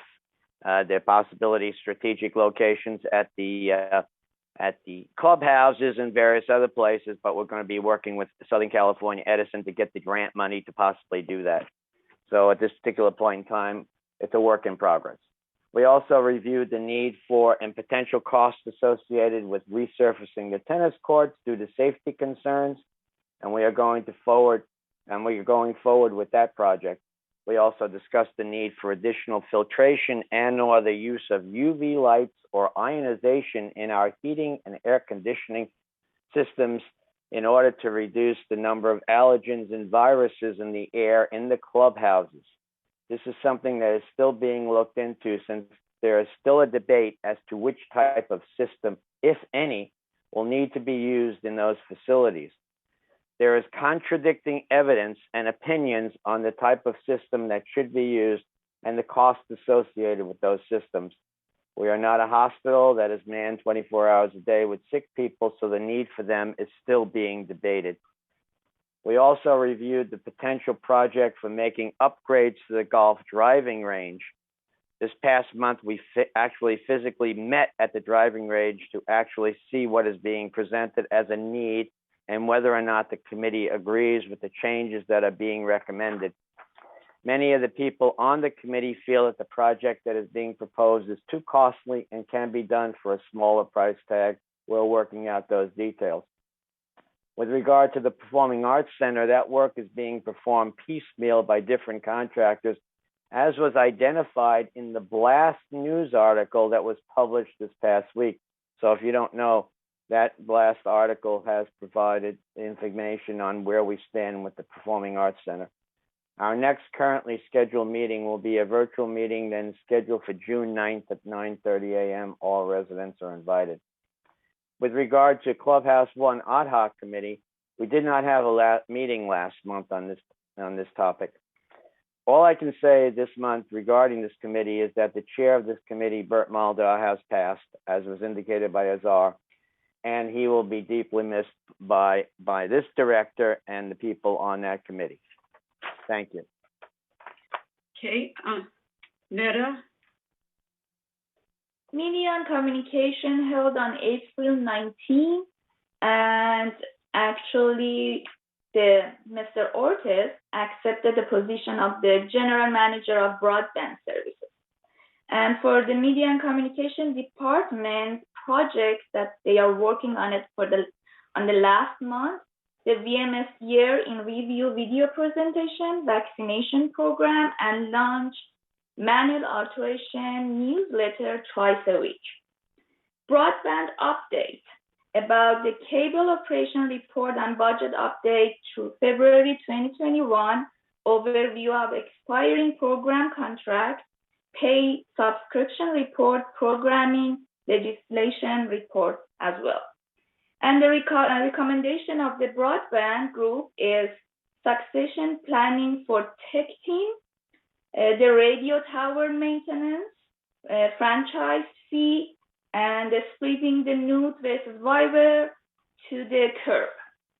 And the future agenda is the broadband group recommendation, survey of the village residents, continued town halls by CEO Jeff Parker.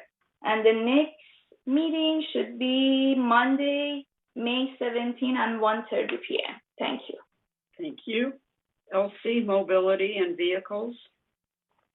Thank you, Madam President. The regular meeting of the Golden Rain Foundation Mobility and Vehicles Committee was on April the 7th. I reported on that at the last meeting of this board, and the next meeting will be June the 2nd of 2021. Thank you. Okay, Manuel, security. Thank you, Madam President. The last meeting was held on April 26th, and there were a number of items of interest that were brought up. One was that there's a number of vacancies in the RV lot. I think there's 17 in Lot A and 7 in B. due to a number of move-outs. This is pretty unusual. Usually there are not many vacancies. The other item that was brought up was that Carlos Rojas, the chief of security, reported that a patrol officer had helped a member here that has slipped and fallen. I think he had some ski equipment or something and cut himself badly. And he was able to administer help until somebody came from to make sure he got the proper medical attention. In addition to that, we'd had some complaints about stolen bicycles. And this last month, they apprehended 2 persons that were doing that.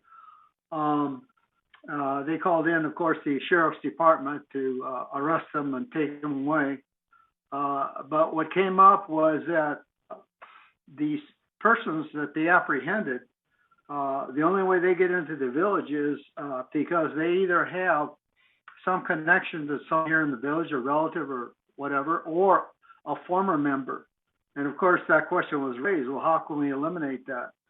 And they said, well, it's pretty difficult. And here's where we need help from the members. And of course, the suggestion was the one they always bring up, and that's that a bicycle or anything of value that you keep outside, make sure you put in your patio area where they can't see it. If you see any suspicious people doing something that they shouldn't be doing, report it to security. And just use good comments. Another thing that came up that, again, of interest was that at gate 12 that leads into the Club 19 and the golf course, it's got a gate system, but it's not on any kind of remote control setup or electronic device. And those gates are pretty heavy and big, so they're looking into installing electronic closures. Again, that's only closed up at night and open up in the mornings. And they'll report the cost of that. And of course, that would go through the GRIF budget process. Another item we were informed about is that Amazon, who does a number of deliveries here in the village, has gotten permission to install special hardware and software to the gate system so that drivers can come in and I go through the full checkout, and they're paying for that cost. And the question I raised, and they assured me that it would be done, is that whatever agreement we have with them, we should have something in writing that we're indemnified in case there's any kind of a loss or theft. Chief Rojas said absolutely, that's been done. And that concludes most of the major items that we discussed. Our next meeting scheduled for June 28th at 1:30 p.m. and that should also be a virtual meeting. Thank you. Okay, Netta, traffic. Thank you. It's the last meeting held on April 21, and we had just one hearing about one of our residents that using the electricity, the outside the common area, for charging the car, the electrical car that they have, and everything's fine. We just fine here, and that's it. Just one person, and the next hearing is May 19th. Thank you. Diane, disaster.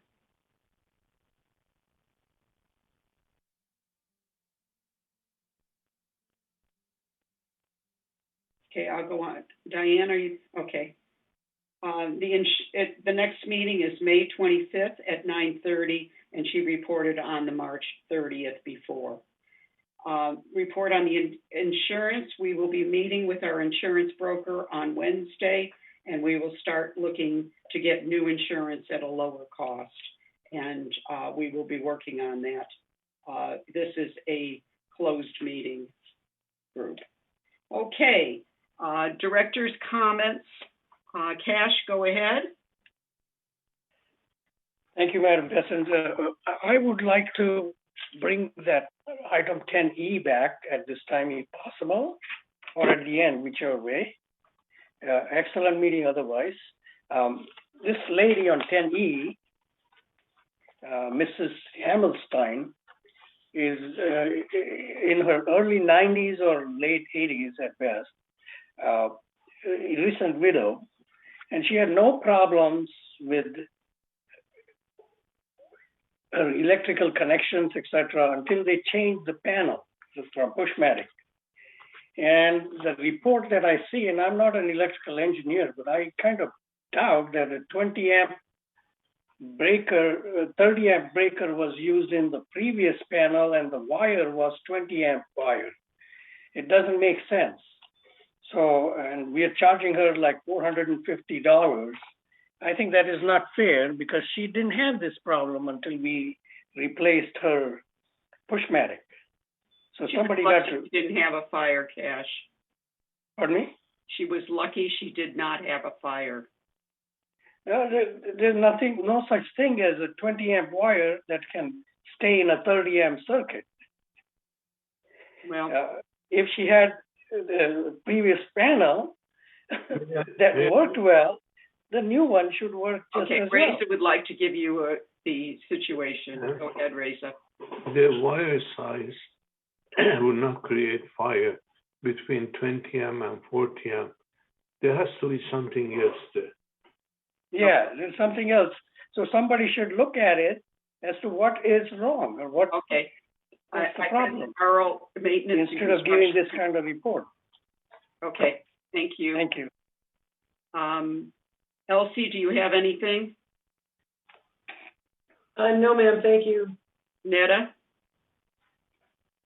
I'm just concerned about the time, Sue, and we are talking about it the last meeting that we had, and it's people, they gotten frustrated. It's time consuming. It's everything is getting 1 month, 1.5 months, or 2 months to finish it. I think that we should do something about it. If we need to hire more people, just do that. I never see something like that in anywhere else. Okay, right now it is very difficult to hire people, and we do need more people. You're right. We have a contract with the outsider, with the other work. Why we cannot just tell them? Even I'm not talking about the resale package. I'm talking about even for the water intrusion. You know? What I'm telling you is that we are trying to hire, and we don't have people applying. Oh, we need to talk offline on this. Manuel?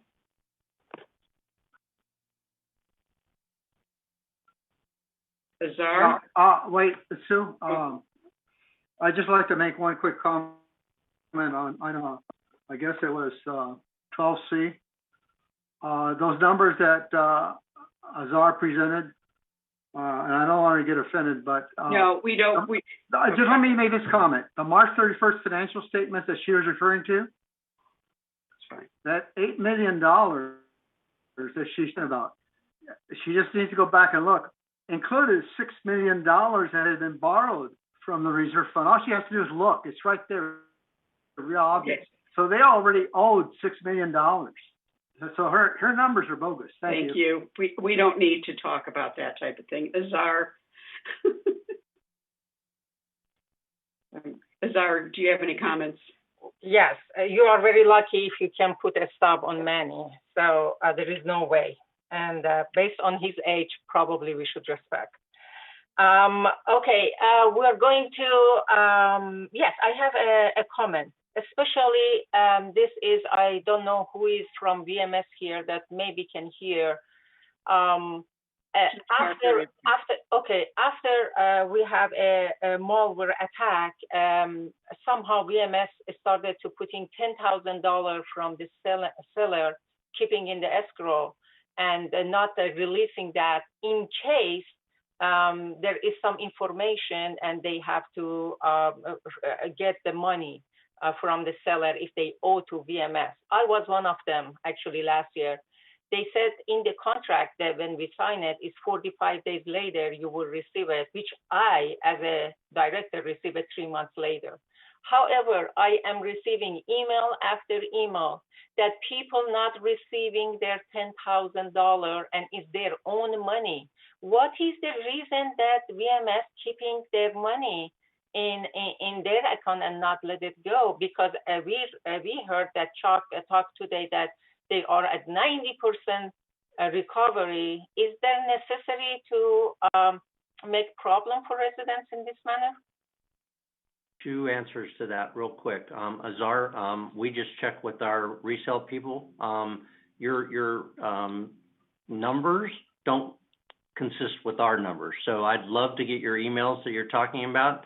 In fact, we're getting ready to look at getting, not doing the $10,000 hold anymore. However, the scenario and why the 10,000 came up was the real estate agents asked for this. And the real estate agents asked for this because we don't have the staffing. And given the numbers, as you know, we got a lot more resales now than we did.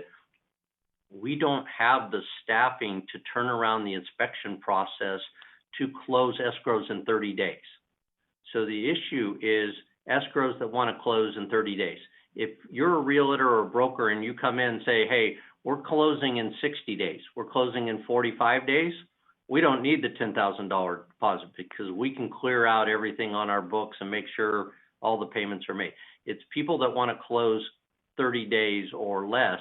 We don't have the turnaround ability. So that's why the 10,000 hold is there.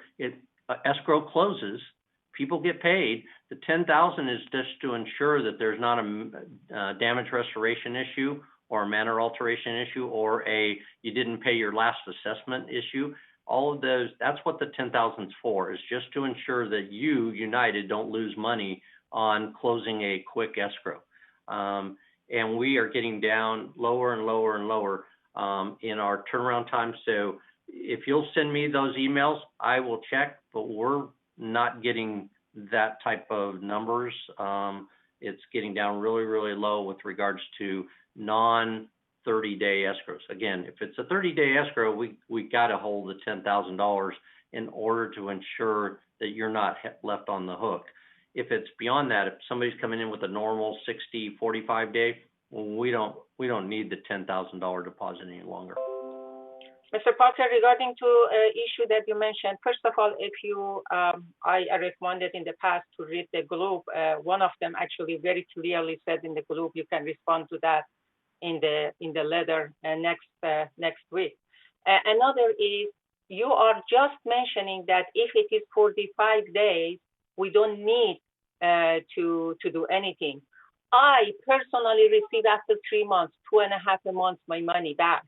So people are staying 3 months until they get their own money back. What is that reason, that period of time? And number 3, everywhere that we are complaining something, we heard something. We are short in staff. Just NEDA says we are short in staff. This is we are short in the staff. I mean, okay. You cannot find anybody to work for VMS? That's correct.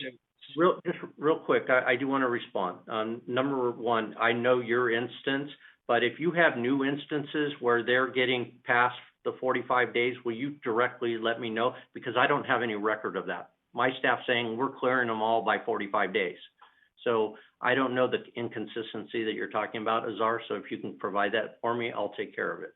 And with regards to the staffing and the other statement that Sue was making, what happened was when the malware scenario went down, we have a lot of data that has to be collected to make sure that that damage restoration has been paid for, that damage restoration has been taken care of before we can do a release. And that has taken, and we have got backlog, and damage restoration was down 3 or 4 staff people for a number of periods of time. Now we're getting them back, as Sue indicated, but we were down a lot of staff, and unfortunately the malware put us in a big hole too. But thank you. any case that you have, I can take care of it. We don't have any stats that show that we're not getting it out. Just respond in their group so they can see your response. Okay, thank you, Azar. Reza? We will. I have one question and one comment. My question is, the 4 vacancies we have, whose terms are finishing? I'm sorry, Reza, could you repeat that question? Okay, the 4 vacancies in the board are Sue, Carl, Elsie, and Diane. will be leaving the board. Some may reapply, but those are the four people that their terms are up. Yeah, and my comment is about alteration definition. You see, this has been a point of contention because I give you two examples. Somebody makes an alteration, let's say, and changes the sink, but the garbage disposal is the same garbage disposal. And from VMS, they come and they look at the sink and they say, this is alteration. We're not gonna change the garbage disposal. This is not right. We have to define this clearly in board, I mean. And the other example I can give you, a toilet bowl broke. You change the toilet bowl, but the internals are the same. When stopper doesn't work, they come over there and say, this is an alteration toilet. All I'm trying to point out is that this has to be defined clearly. What is alteration and what is the extent of services that has to be given so that there won't be any point of contention and dissatisfaction by the business. This needs to be taken up in the alterations committee. Please bring it to Brian's attention. Diane? No, the past. Okay, go ahead, Reza. You got muted.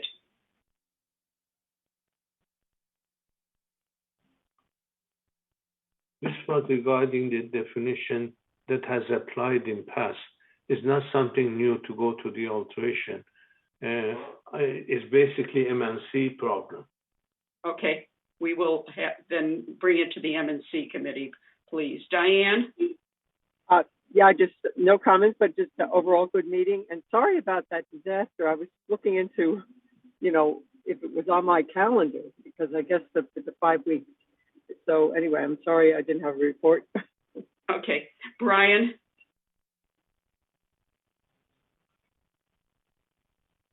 Carl? Yeah, no comment from. Oh, okay. Thank you, Brian. I'm sorry.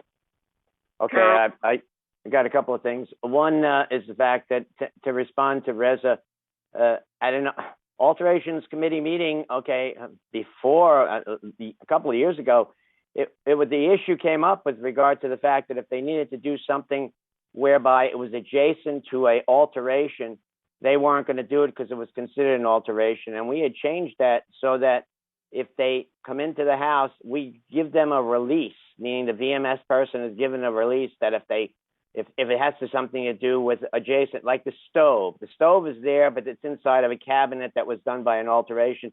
If we give them a release that they'll be there, they don't have to worry about the fact that if they screw up the cabinet, they can still fix the oven, because that was really ridiculous. And that's the same thing with regard to what Reza said here, with regard to the fact that you have a new sink, but the garbage disposal is the old garbage disposal. As long as we give them a release they have to obviously make sure that they're not going to screw up your sink, but if they have to do something with the garbage disposal, I believe that's what the rule is today, unless it's changed. So that's something that Brian and I and other people on the committee need to address, but I think that was the rule, The other thing right now, there's two other things. One is the fact that I just want to let everybody know, and this is what Jeff had indicated, that we're possibly going into the yellow or the green, as far as Orange County is concerned.